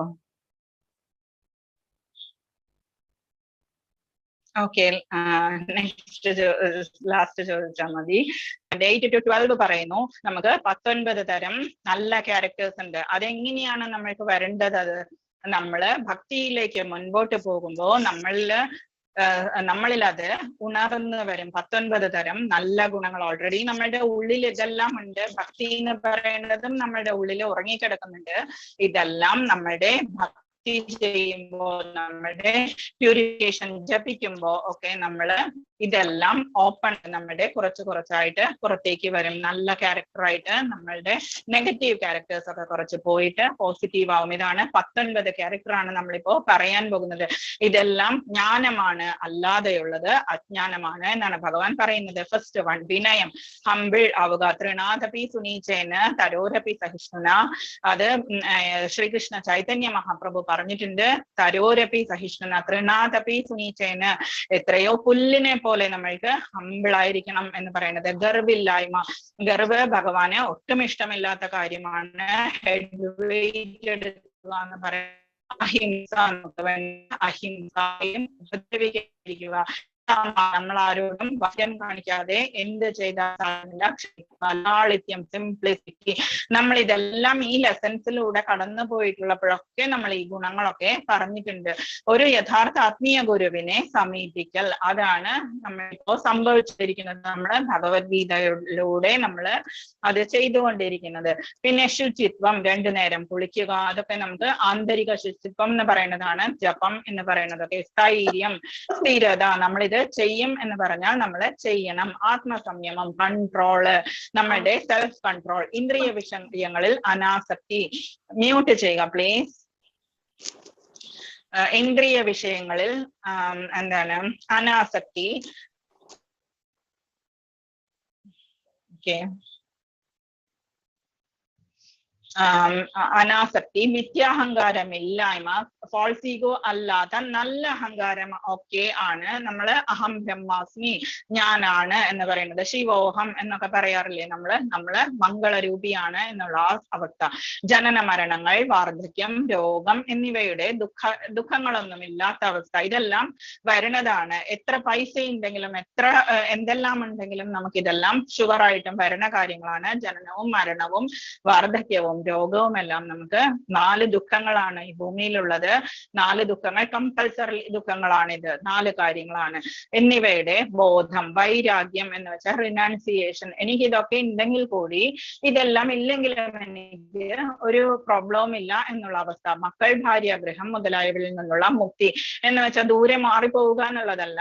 അറ്റാച്ച്ഡ് ആവാതെ ഡിറ്റാച്ച്ഡ് ആയിട്ട് എഫെക്ഷനോടുകൂടി ജീവിക്കുക. സുഖദുഃഖങ്ങളിൽ അക്ഷോഭ്യത, എന്നിൽ സ്ഥിരവും നിഷ്കളങ്കവുമായ ഭക്തി, ഏകാന്തമായ സ്ഥലത്തു ജീവിക്കാനുള്ള ആഗ്രഹം എന്ന് വെച്ചാൽ നമ്മളിപ്പോ എപ്പോഴും മോളിലൊക്കെ പോകുന്ന കൂട്ടത്തിലാണെങ്കിൽ നമുക്ക് കുറച്ച് ഭക്തിയൊക്കെ നമുക്ക് കൂടി വരുമ്പോഴേക്കും നമുക്ക് അങ്ങനെയുള്ള സ്ഥലങ്ങളിലൊക്കെ പോയാൽ നമ്മൾക്ക് കുറച്ച് ഇറിറ്റേഷൻ ഫീൽ ചെയ്യും. വല്ലപ്പോഴും ഒക്കെ പോവാം, എപ്പോഴും പോകണം എന്ന് നമുക്ക് തോന്നില്ല. ഷോപ്പിംഗ് ഒക്കെ നമ്മൾ കണ്ടമാനം ചെയ്യണം എന്ന് നമുക്ക് തോന്നില്ല. നമ്മള് ഹരേ കൃഷ്ണ മഹാമന്ത്രം ചൊല്ലി തുടങ്ങി കുറച്ച് ഇങ്ങനെ പോകുമ്പോഴേക്കും നമുക്ക് ഇങ്ങനെയുള്ള കാര്യങ്ങളിൽ നമുക്ക് വിരക്തി ഉണ്ടാവും. ഫിലിംസിനൊക്കെ നമുക്ക് സ്റ്റണ്ട് ഫിലിംസ് അല്ലെങ്കിൽ ഇതില് ഫാമിലി ടൈപ്പ് ഒരു ആവശ്യമില്ലാത്ത കാര്യങ്ങളൊക്കെ ഉള്ള ഫിലിംസ് നമുക്ക് നോക്കണം എന്ന് തോന്നില്ല. ഏകാന്തമായ സ്ഥലത്ത് ജീവിക്കാനുള്ള ആഗ്രഹം എന്ന് വെച്ചാൽ എപ്പോഴും ഒറ്റയ്ക്ക് പോയി ജീവിക്കുക എന്നുള്ളതല്ല. കുറച്ചൊരു സ്വന്തം സമയം എന്ന് പറയുന്നത് ഒരു ക്വാളിറ്റി ടൈം വെക്കുക. ആൾക്കൂട്ടത്തിൽ നിന്ന് വേറിട്ട് നിൽക്കൽ, ആത്മസാക്ഷാത്കാരത്തിന്റെ പ്രാധാന്യം അറിയൽ. നമുക്കിപ്പോ അറിയാം എന്തുകൊണ്ടാണ് നമ്മൾ ഇതൊക്കെ കേൾക്കുന്നത് എന്നുള്ളത്. അതാണ് ആത്മസാക്ഷാത്കാരത്തിന്റെ പ്രാധാന്യം. തത്വചിന്തയിലൂടെ നിരപേക്ഷ തത്വത്തെ കുറിച്ച് അറിയിക്കൽ. ഇതാണ് ഇങ്ങനെയുള്ള കാര്യങ്ങൾ സ്പിരിച്വൽ നോളജ് എന്ന് പറയുന്നതാണ്. ഇതെല്ലാം ജ്ഞാനമാണ്. ബാക്കിയുള്ളത്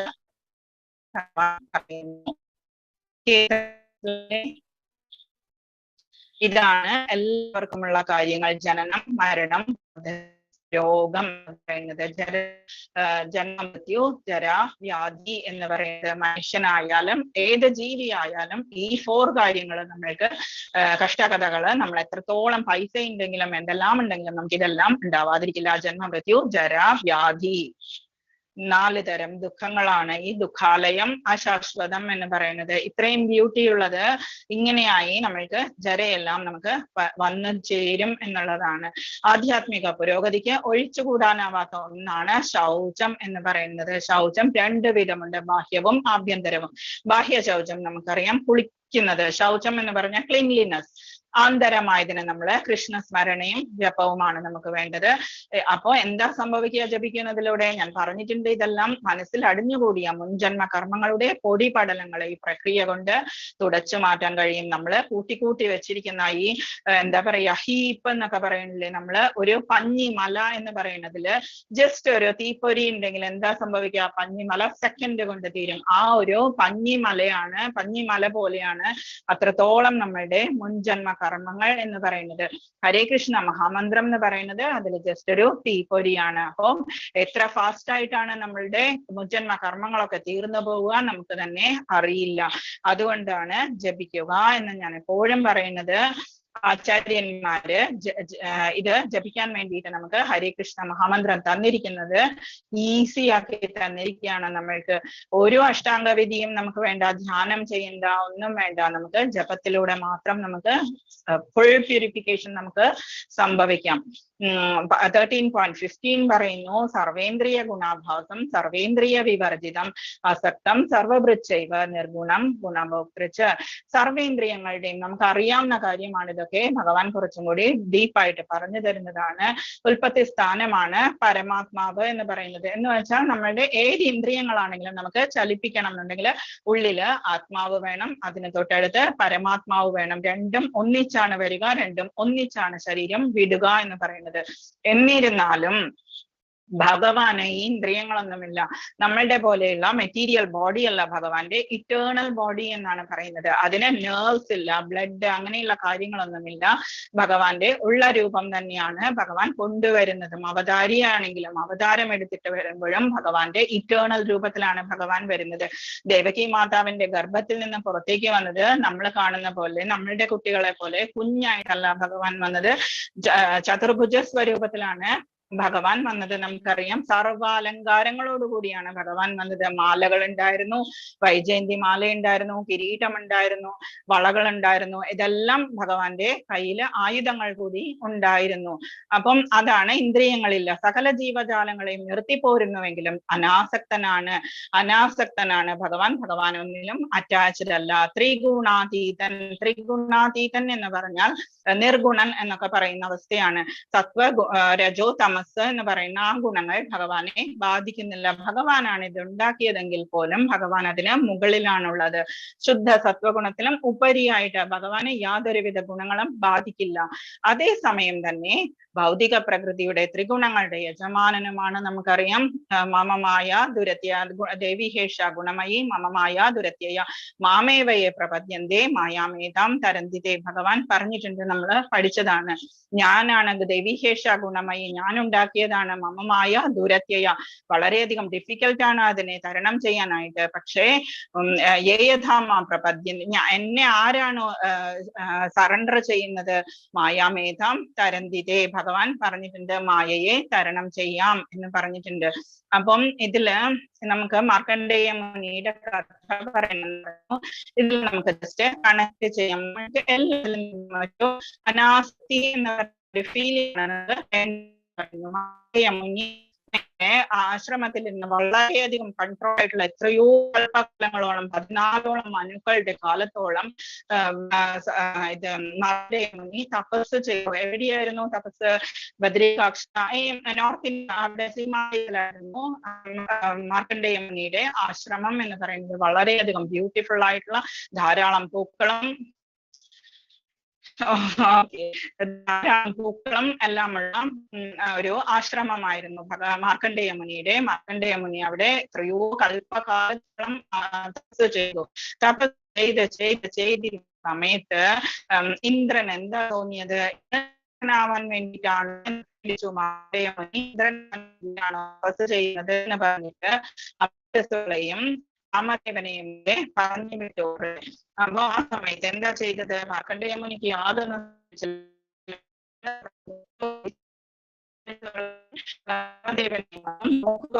ഹരേ കൃഷ്ണ മാതാജി, ഒന്നും കേൾക്കുന്നില്ല മാതാജി.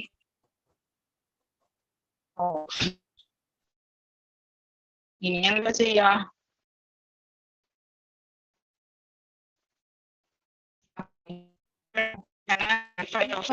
ബ്ലൂടൂത്ത് കണക്റ്റഡ് ആയതുകൊണ്ടായിരിക്കും. ഇപ്പൊ ശരിയായോ? ഇപ്പൊ കേൾക്കുന്നുണ്ട് മോൾ.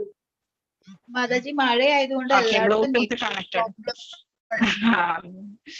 ഓക്കെ, അപ്പം എന്താ പറഞ്ഞത് ഞാൻ? ഐ മീൻ മാർക്കണ്ഡേയ മുനി. ഓക്കെ, അപ്പം അത്രയും സമയത്ത് കാമദേവനൊക്കെ വന്ന് ഉപദ്രവിച്ച സമയത്തും മാർക്കണ്ഡേയമുനിക്ക് യാതൊന്നും സംഭവിച്ചില്ല. ഇത് കണ്ടിട്ട് നരനാരായണന്മാര്, നമുക്കറിയാം കൃഷ്ണനും അർജുനനും ഇതിനു മുമ്പ് നരനാരായണന്മാരായിരുന്നു. ബദ്രികാശ്രമത്തിൽ അവര് തപസ് ചെയ്യുന്നുണ്ട്, ബദ്രി നാരായണ ക്ഷേത്രത്തില് തപസ് ചെയ്യുന്നുണ്ട്. അപ്പൊ അവരെന്ത് ചെയ്തു? അവരവിടെ ഇറങ്ങി വന്നിട്ട് എന്താ ചെയ്തത്? മാർക്കണ്ഡേയ മുനിയെ അനുഗ്രഹിക്കാനായിട്ട് വന്നു. അപ്പം മാർക്കണ്ഡേയ മുനി അനുഗ്രഹിക്കാൻ വന്ന സമയത്ത് മാർക്കണ്ഡേയ മുനി അവരെ നമസ്കരിച്ചു. നല്ല ഒരു ശ്ലോകങ്ങളൊക്കെ ഉണ്ട്, കുറച്ച് ഒരു 1 പേജ് ശ്ലോകമുണ്ട്, ഒരു 8 കൂടുതലുണ്ട്, 10 ഉണ്ടെന്ന് തോന്നുന്നു. 10 ശ്ലോകങ്ങൾ ചൊല്ലി ഭഗവാനെ നമസ്കരിച്ചു, നരനാരായണന്മാരെ നമസ്കരിച്ചു.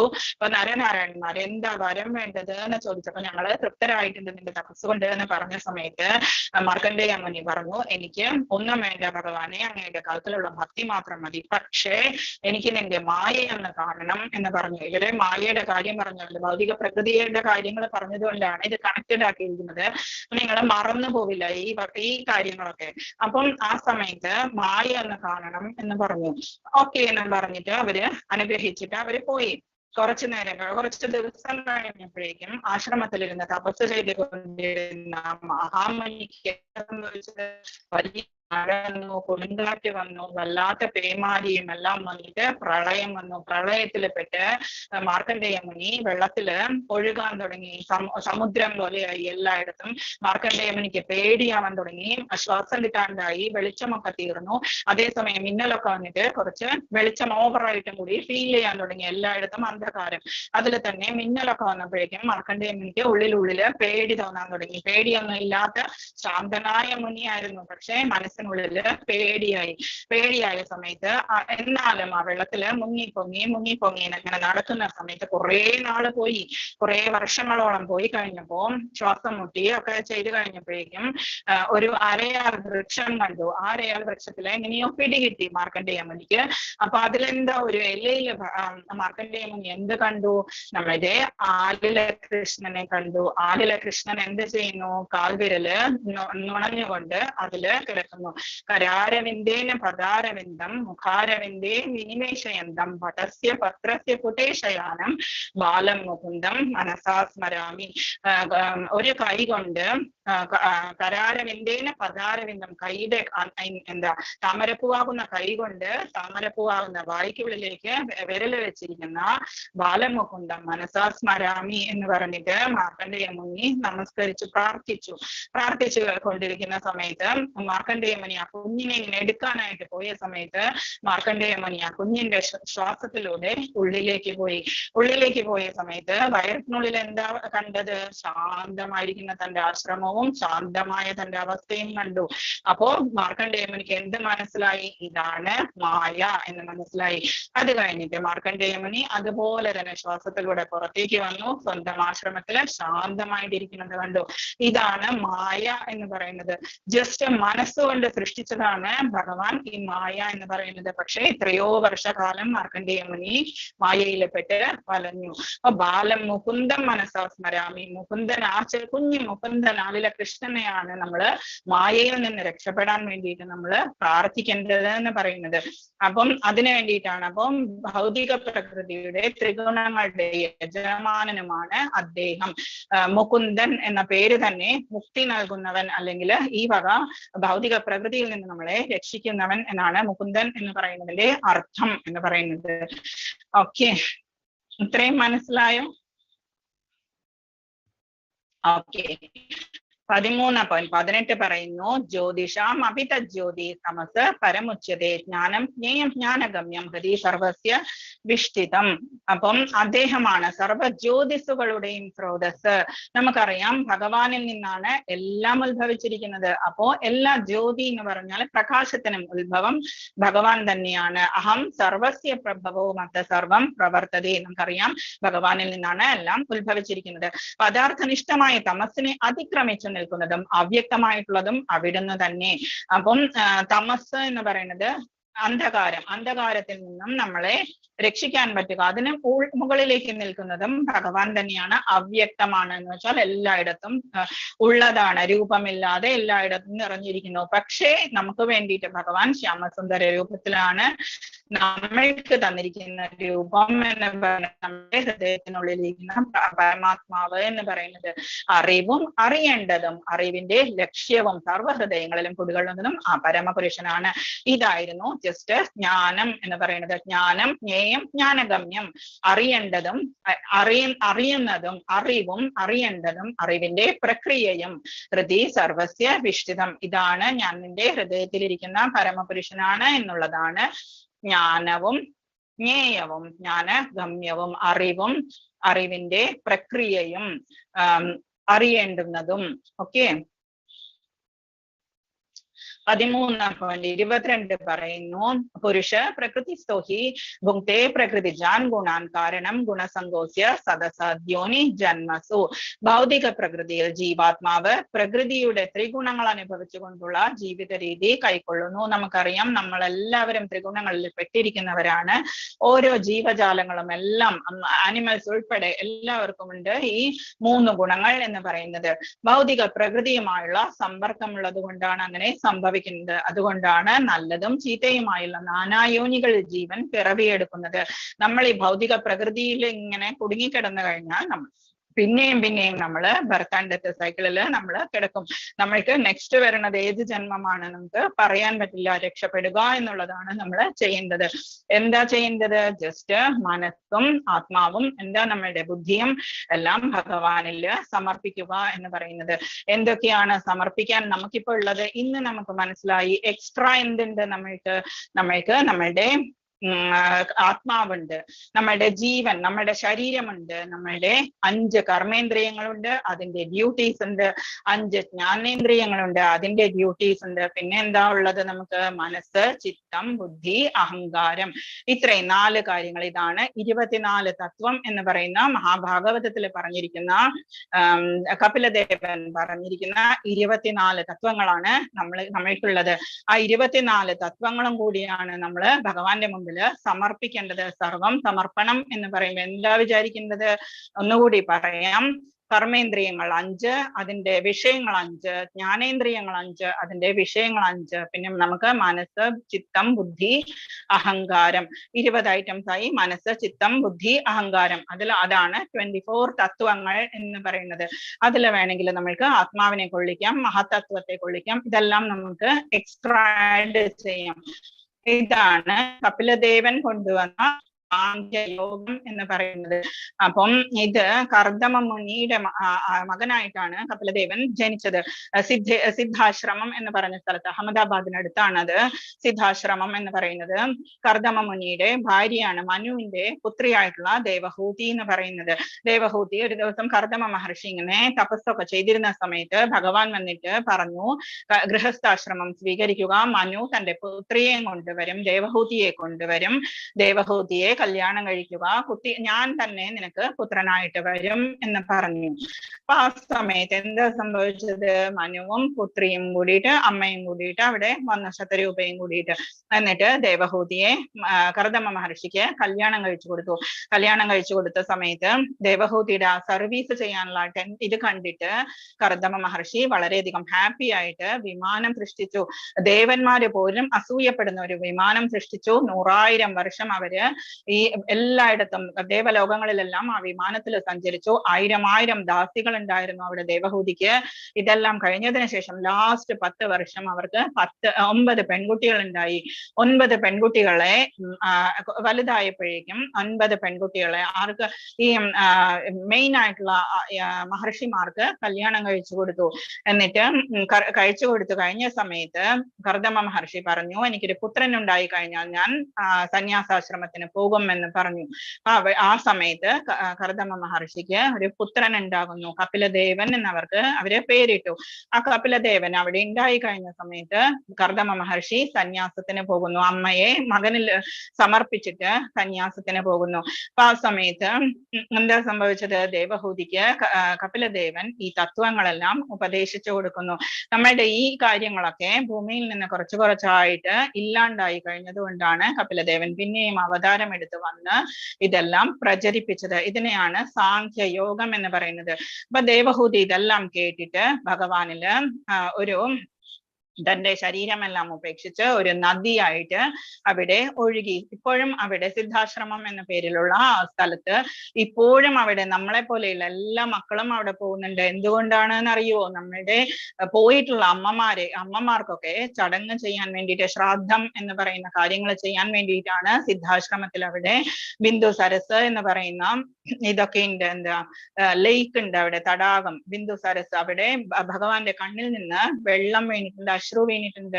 അവിടെ സന്തോഷം കൊണ്ട്, കർദമ മഹർഷിയോടുള്ള ഒരു എന്താ പറയാ സ്നേഹം കൊണ്ട് ഭഗവാന്റെ കണ്ണിൽ നിന്ന് അശ്രു വീണിട്ടുണ്ട് ആ ബിന്ദു സരോവറില്. അവിടെയാണ് അമ്മമാർക്ക് വേണ്ടിയിട്ട് മാത്രമുള്ള ഒരു സ്ഥലം എന്ന് പറയുന്നത്, ശ്രാദ്ധം ചെയ്യാൻ വേണ്ടിയിട്ട്. ശരിക്കും പറഞ്ഞാല് നമ്മളിപ്പോ പറയാം അമ്മമാരുടെ ശ്രാദ്ധം ചെയ്യാൻ പോകുന്ന മക്കളുടെ കണ്ണുനീര് കൊണ്ട് നിറഞ്ഞതാണ് ബിന്ദു സരോവരം എന്ന് പറയുന്നത്. ജസ്റ്റ് ഞാനിവിടെ കണക്ട് ചെയ്തെന്നുള്ളൂ. സാഖ്യ യോഗത്തെ കുറിച്ച് നമ്മൾ പറഞ്ഞതുകൊണ്ട് എന്തൊക്കെയാണ് നമ്മളപ്പോ പറഞ്ഞു? സാഖ്യ യോഗത്തിൽ 24 തത്വങ്ങൾ എന്തൊക്കെയായിരുന്നു? കർമ്മേന്ദ്രിയങ്ങൾ 5, അതിന്റെ വർക്ക് പ്രവൃത്തി 5, അപ്പൊ 10ആയി. ജ്ഞാനേന്ദ്രിയങ്ങൾ 5, അതിന്റെ വിഷയങ്ങൾ 5, 20ആയി. പിന്നെ മനസ്സ്, ചിത്തം, ബുദ്ധി, അഹങ്കാരം, ഇതാണ് നമ്മൾക്ക് എക്സ്ട്രാ ആയിട്ടുള്ളത്. ചിത്തം എന്ന് പറയുന്നത് നമ്മള് ഭഗവാനെ ഇരുത്താനുള്ള സ്ഥലമാണ്. യസ്യ ശ്രവണ മാത്രേന ഹരിശ്ചിത്തം സമാശ്രയേ. മനസ്സ് നമ്മളുടെ എല്ലാ കാര്യങ്ങളും, എല്ലാവരെയും, നമ്മളുടെ റിലേറ്റീവ്സ് എല്ലാവരെയും നമ്മൾക്ക് ഇരുത്താനുള്ള സ്ഥലമാണ് ചിത്തം എന്ന് പറയുന്നത്. കുറച്ചും കൂടി നമ്മള് മച്ചിത്ത് സർവ ദുർഗാണി എന്ന് പറഞ്ഞ ഭഗവാൻ പറയുന്നത് ചിത്തത്തിലാണ് ഞാൻ ഇരിക്കുക എന്ന് പറയുന്നുണ്ട്. അപ്പം ആ ചിത്തം എന്ന് പറയുന്നത്, പിന്നെ നമ്മളുടെ ബുദ്ധി എന്ന് പറയുന്നത്, നമ്മളുടെ അഹങ്കാരം എന്ന് പറയുന്നത്, ഇതൊക്കെയാണ് നമ്മൾ ഭഗവാനില് സമർപ്പിക്കേണ്ടത്. ഇത് നമ്മളുടെ ഏതെങ്കിലും ജന്മം നമുക്ക് കിട്ടാം എന്നുള്ളതിന്റെ പിക്ചർ ആയിരുന്നു. ഭൗതിക തൃഷ്ണയുടെ പ്രേരണ മൂലം ജീവാത്മാവ് ചിലപ്പോൾ ദേവനാവും, മനുഷ്യനാകാം, വന്യമൃഗമാകാം, പക്ഷിയാകാം, പുഴുവാകാം, ജലജന്തുവാകാം, പുണ്യാത്മാവാകാം, മൂട്ടയായി പോലും ചിലപ്പോൾ പിറന്നു എന്ന് വരാം. ഇതാണ് ഞാനാണ്, ഇതൊക്കെ ഞാനാണ്, എന്റെ ദേഹമാണ് എന്ന്, എനിക്കാണ് ആധിപത്യം എന്ന് ഈ ജീവൻ കരുതുന്നു. പക്ഷെ അത് ഭൗതിക പ്രകൃതിക്ക് അധീനനാണ്. 13.24 പറയുന്നു, ഏവം വ്യക്തി പുരുഷം പ്രകൃതി ച ഗുണൈ സഹ സർവഥാ വർത്തമാനോപി ന സ ഭൂയോപി ജായതേ. ഭൗതിക പ്രകൃതിയെയും ജീവസത്തയെയും പ്രകൃതിയിലെ ത്രിഗുണങ്ങളുടെ അന്യോന്യ ബന്ധത്തെയും വിശദമായി അറിഞ്ഞവർക്ക് നിശ്ചയമായും മോക്ഷം ലഭിക്കും. എങ്ങനെയാണ് മോക്ഷം ലഭിക്കുക? നമ്മൾ ഇതെല്ലാം അറിഞ്ഞു. അപ്പൊ നമുക്കിതെല്ലാം ഞാനല്ല, എന്റെ ശരീരം എന്ന് പറയുന്നത് അതിനുള്ളിലിരിക്കുന്ന ആത്മാവാണ് ഞാൻ. എന്റെ ഈ ശരീരം എന്ന് പറയുന്നത് എനിക്ക് ഭഗവാനെ സേവിക്കാൻ വേണ്ടിയിട്ട് കിട്ടിയിരിക്കുന്നതാണ് എന്ന് മനസ്സിലാക്കി നമ്മള് ആ ത്രിഗുണങ്ങളുടെ ബന്ധത്തെ എല്ലാം നമുക്ക് അറിയാവുന്നവർക്ക് നിശ്ചയമായും മോക്ഷമാണ് ഭഗവാൻ ഓഫർ ചെയ്യുന്നത്. ഈ അവസ്ഥ എന്തായാലും ലോകത്തിൽ അവർ വീണ്ടും ഇപ്പോഴത്തെ അവസ്ഥ എന്തായാലും എന്ത് തന്നെയാണെങ്കിലും എന്ന് പറഞ്ഞിരിക്കുന്നു. ഭഗവാന് നമ്മൾ എത്രത്തോളം തെറ്റ് ചെയ്തവരാണെങ്കിലും ഭഗവാൻ എത്രത്തോളം നമ്മളോട് ക്ഷമിക്കുകയും ചെയ്യും. ജസ്റ്റ് ഇത് മനസ്സിലാക്കുക. ഭഗവത്ഗീതയുടെ സാരം എന്താണ് നമ്മൾ മനസ്സിലാക്കുക. ജസ്റ്റ് അത് ചെയ്തു കഴിഞ്ഞാൽ പിന്നെ നമ്മൾക്ക് ഭൂമിയിൽ പിന്നെയും ജീവിക്കേണ്ട ആവശ്യമില്ല, ജനിക്കേണ്ട ആവശ്യമില്ല. ഇതാണ് നമ്മളുടെ മായ എന്ന് പറയുന്നത്. യെല്ലോ ഡ്രസ് ഇട്ടിരിക്കുന്നത് സത്വഗുണമാണ്, റെഡ് ഇട്ടിരിക്കുന്നത് നമ്മുടെ പാഷൻ രജോ ഗുണമാണ്, മറ്റേത് മോഡ് ഓഫ് ഇഗ്നോറൻസ് ആണ്, തമോ ഗുണം. പ്രകൃത്യൈവ ച കർമാണി ക്രിയമാണാനി സർവശഃ പശ്യതി തഥാത്മാനമകർത്താരം തപശ്യതി.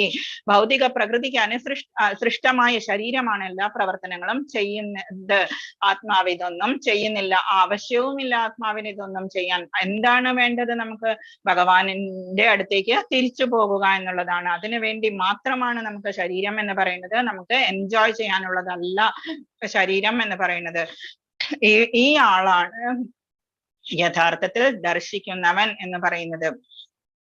അപ്പം ഉദ്ധവര് കൃഷ്ണൻ ഇവിടെ മഥുരയിലേക്ക് പോയി കഴിഞ്ഞ സമയത്ത് കുറെ നാള് കഴിഞ്ഞപ്പോഴേക്കും കൃഷ്ണൻ അറിയാം ഗോപിമാരൊക്കെ വളരെ വിഷമിക്കുന്നുണ്ട് ഞാനില്ലാതെ, അതുകൊണ്ട് ഒന്ന് സമാധാനിപ്പിച്ചു വരൂ എന്ന് പറഞ്ഞിട്ട് ഉദ്ധവനെ പറഞ്ഞു വിടുന്നു. ഉദ്ധവൻ ഭഗവാന്റെ കസിനാണ്, ഫ്രണ്ടുമാണ്, ഏകദേശം ഒരേ പ്രായവുമാണ്. അപ്പൊ ഉദ്ധവരാണ് കൃഷ്ണന് മഥുരയിലുള്ള ഏറ്റവും ബെസ്റ്റ് ഫ്രണ്ടും ഉപദേശിക്കുന്നതും എല്ലാം ഉദ്ധവരാണ്. അർജുനനെ പോലെ തന്നെ സഖാവ് എന്ന് പറയുന്ന അവസ്ഥയാണ് ഉദ്ധവന്. ഉദ്ധവനോട് പറഞ്ഞു വൃന്ദാവനത്തിൽ പോയിട്ട് ഗോപിമാരെയും രാധാറാണിയെയും അച്ഛനമ്മമാരെ എല്ലാവരെയും സമാധാനിപ്പിച്ചു വരാൻ പറഞ്ഞിട്ട് വിട്ടു. ഉദ്ധവൻ അവിടെ പോയി നോക്കിയപ്പോഴെന്താ, എല്ലാവരും ജോലികളൊക്കെ ചെയ്യുന്നുണ്ട്, പക്ഷെ മനസ്സ് മുഴുവനും അവരുടെ കൃഷ്ണനിലാണ്. കൃഷ്ണനെ പറ്റിയുള്ള സോങ്സ് ആണ് അവര് പാടുന്നത്, ഉച്ചത്തിൽ അവര് പാടുന്നു. എല്ലാ ജോലിയും ചെയ്യുമ്പോഴും അവര് കൃഷ്ണനെ മാത്രം ഓർക്കുന്നു. അപ്പം അവര് കരയുന്നുണ്ട്, അവര് കരയുന്നു. അപ്പം ഉദ്ധവൻ എന്താ ചെയ്തത്, കരയരുത് എന്ന് പറയണോ അതോ കരയൂ എന്ന് പറയണോ? എന്തെന്ന് വെച്ചാൽ ഭഗവാന് വേണ്ടിയിട്ടാണ് അവര് കരയുന്നത്. ഒരു ആത്മാവിന് എന്ത് തന്നെയാണെങ്കിലും കരയാനുള്ള ഇതാണ്. നമുക്ക് ഭഗവാനോട് നമ്മൾ സെപ്പറേഷൻ ആണ് അനുഭവിക്കുന്നത്, നമ്മളുടെ ഡ്യൂട്ടിയാണ് കരയുക എന്നുള്ളത്, ഭഗവാനിൽ നിന്ന് സെപ്പറേഷൻ ആയതുകൊണ്ട്. അപ്പൊ കരയൂ എന്ന് പറയണോ കരയരുത് എന്ന് പറയണോ എന്ന് ഉദ്ധവന് മനസ്സിലായില്ല. നാരദരോട് ഉദ്ധവൻ ഇത് പറയുന്നുണ്ട്, കരയണോ വേണ്ടേന്ന്. എന്നിട്ട് അവരോട് പറഞ്ഞു, മനസ്സ് കൃഷ്ണനിൽ വെക്കുക, കൃഷ്ണൻ പറഞ്ഞിട്ടുണ്ട് വരും എന്ന് പറഞ്ഞിട്ടുണ്ട്, അതുകൊണ്ട് നിങ്ങള് ധൈര്യമായിരിക്കുക എന്ന് പറഞ്ഞു. അപ്പൊ അവര് പറയാണ്, എനിക്ക് 8 or 10 മനസ്സില്ല ഉദ്ധവ, ഞങ്ങൾക്കാകെ ഒരു മനസ്സേ ഉള്ളൂ, ആ മനസ്സ് ഞങ്ങളുടെ ശരീരത്തിൽ ഇപ്പോ ഇല്ല. ആ മനസ്സ് ഫുള്ളോടെ ഭഗവാൻ പോയ സമയത്ത് തന്നെ കൃഷ്ണന്റെ കൂടെ പോയി കഴിഞ്ഞു എന്ന് പറയുന്ന ഒരു ശ്ലോകമുണ്ട്. മനസ്സ് തന്നെ പോയി കഴിഞ്ഞു. ഇതുകൊണ്ടാണ് ഭഗവാൻ അവരെ ഗോപിമാരെ എക്സോൾട്ടഡ് എന്ന് പറയുന്നത്. എന്ത് വെച്ചാൽ നമ്മളെപ്പോഴും മനസ്സ് നമ്മുടെ കയ്യിൽ വെച്ചിരിക്കും, നമ്മളുടെ ഉള്ളിൽ വെച്ചിരിക്കും. ഭഗവാൻ അതാണ് നമ്മൾ സമർപ്പിക്കേണ്ടത് ഓപ്പൺ ആയിട്ട്. ആ അവസ്ഥയാണ് ഗോപിമാര് ചെയ്തത്. ഞങ്ങൾക്ക് 8 or 10 മനസ്സില്ല ഉദ്ധവ, ഞങ്ങൾക്കാകെ ഒരു മനസ്സേ ഉള്ളൂ, അത് ഭഗവാന്റെ കൂടെ പോയി കഴിഞ്ഞു, ഞങ്ങൾക്ക് മനസ്സൊന്നുമില്ല. നമ്മളൊക്കെ ധ്യാനിക്കുന്നത് എന്തിനു വേണ്ടിയിട്ടാണ്? ഭഗവാനെ കാണാൻ വേണ്ടിയിട്ട്, അല്ലെങ്കിൽ ഭഗവാന്റെ അടുത്ത് എത്താൻ വേണ്ടിയിട്ട്. അവരെന്തിനാ ധ്യാനിക്കുന്നത് എന്നറിയോ? ഭഗവാനെ ഓർക്കാതിരിക്കാൻ വേണ്ടിയിട്ട്. ഗോപിമാർക്ക് ഓർക്കാണ്ടിരിക്കാൻ വയ്യ, അവർക്ക് ഓർക്കാണ്ടിരുന്നിട്ട് അവര് മരിക്കാറായി, അവരുടെ ശരീരത്തിലൊന്നും ശക്തിയില്ലാണ്ടായി. അപ്പൊ അവരെ ഓർക്കാണ്ടിരിക്കാൻ വേണ്ടിയിട്ടാണ് ധ്യാനം ചെയ്യുന്നത് എന്ന് പറഞ്ഞിട്ടൊരു സ്റ്റോറി ഉണ്ട് ഉദ്ധവരുടെ. ജസ്റ്റ് ഇതെല്ലാം പറഞ്ഞു എന്നേ ഉള്ളൂ. 13.34 പറയുന്നു, യഥാ പ്രകാശയത്യേക കൃഷ്ണം ലോകം ഇമം രവിഹി ക്ഷേത്രം ക്ഷേത്രീ തഥാ കൃഷ്ണം പ്രകാശയതി ഭാരതപുത്ര. സൂര്യൻ വിശ്വത്തിലെങ്ങും വെളിച്ചം പരത്തുന്നത് പോലെ ജീവാത്മാവ് ശരീരത്തിൽ ഇരുന്നു കൊണ്ട് അതിനെ അവബോധത്താൽ പ്രകാശമാനമാക്കുന്നു. നമുക്ക് എവിടെ ഇരുന്നാലും, ഇപ്പൊ ഓരോരുത്തരും നമ്മള് വേറെ വേറെ സ്ഥലത്താണ് ഇരിക്കുന്നത്, പക്ഷെ ഒരു 12 മണി സമയത്ത് എവിടെയാണെങ്കിലും 12 മണി ഉച്ച സമയത്തുണ്ടെങ്കിൽ ആ സമയത്ത് സൂര്യൻ എവിടെയാ ഉള്ളത്? ഏറ്റവും മുകളിൽ നമുക്ക് എല്ലാവർക്കും കാണാം സൂര്യനെ, എവിടെ ലോകത്തിരുന്നാലും നമുക്ക് കാണാം.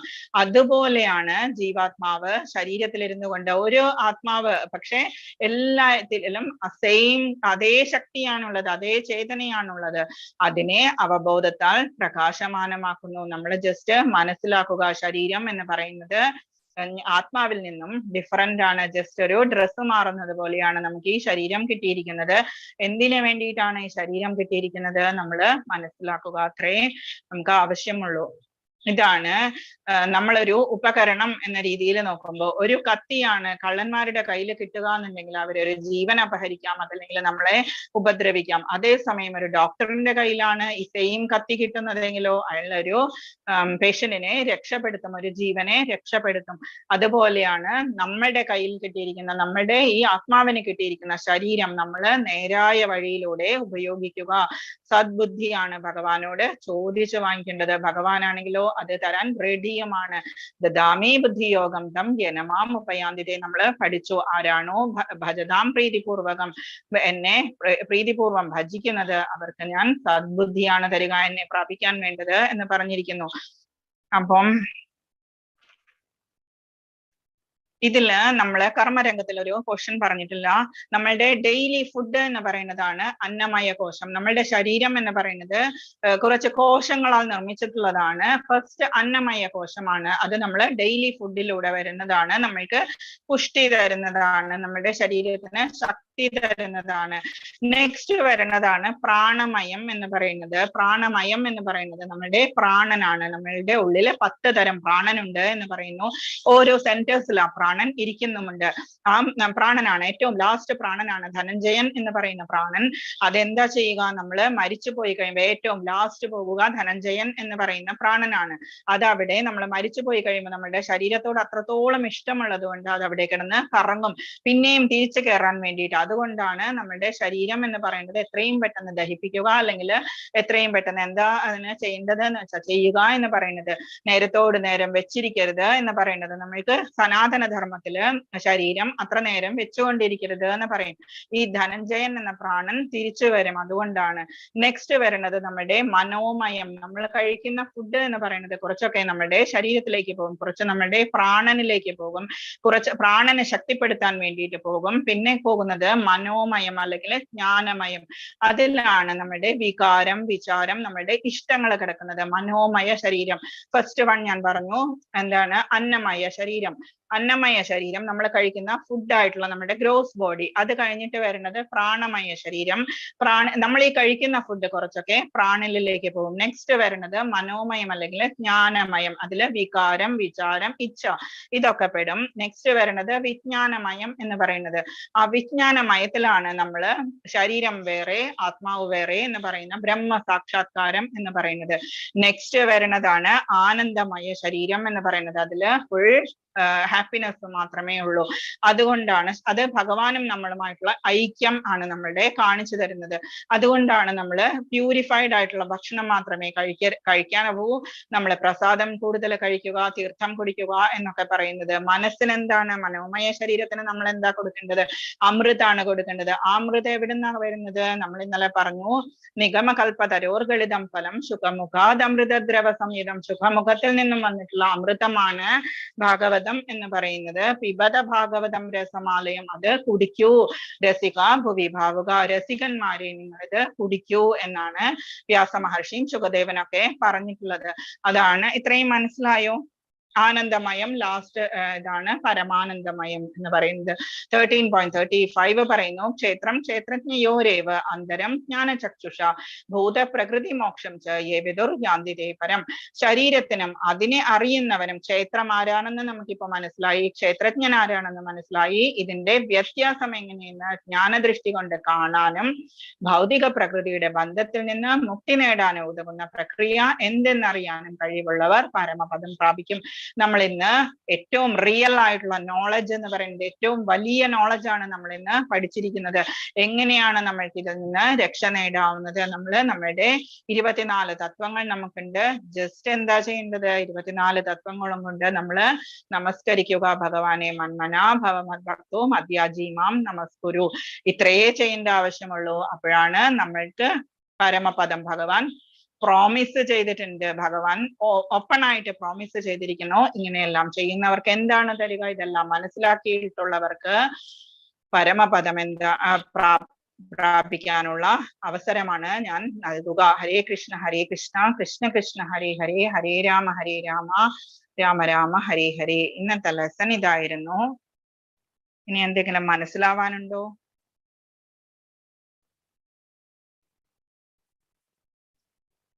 84 ലക്ഷം സ്പീഷീസ് ആണ് നമ്മൾക്ക് ജീവൻ എന്ന് പറയുന്നതില് ആത്മാവിന് എടുക്കാനുള്ള ശരീരത്തിന്റെ എണ്ണമാണ് 84 ലക്ഷം സ്പീഷീസ് എന്ന് പറയുന്നത്.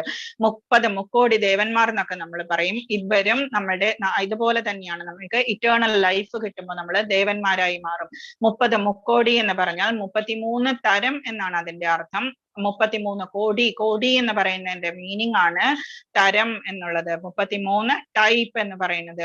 അതില് 12 ആദിത്യന്മാരും 11 രുദ്രന്മാരും അഷ്ടാവസുക്കൾ 8 പേരും 2 അശ്വിനി ദേവന്മാരുമാണ് അതില് പെടുക. ഇതിലാണ് ബാക്കി എല്ലാ ദേവന്മാരും ഇത്രയും ഗ്രൂപ്പിലാണ് പെടുക. 12 ആദിത്യന്മാരും 11 രുദ്രന്മാരും 8 അഷ്ടാവസുക്കളും 2 അശ്വിനി ദേവന്മാരും 33 ആയില്ലേ? അപ്പം ഇതാണ് ഇതിൽ നിന്ന് പറയാൻ ഞാൻ വിട്ടുപോയിട്ടുള്ള പോയിന്റ്സ് ഇതൊക്കെയാണ്.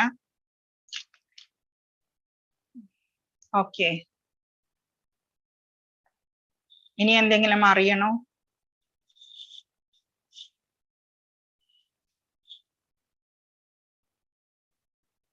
ഹരേ കൃഷ്ണ.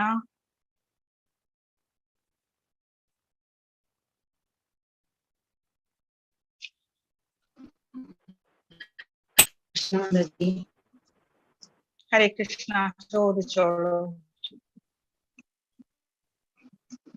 മനസ്സിലായോ? മനസ്സിലായി മാതാജി.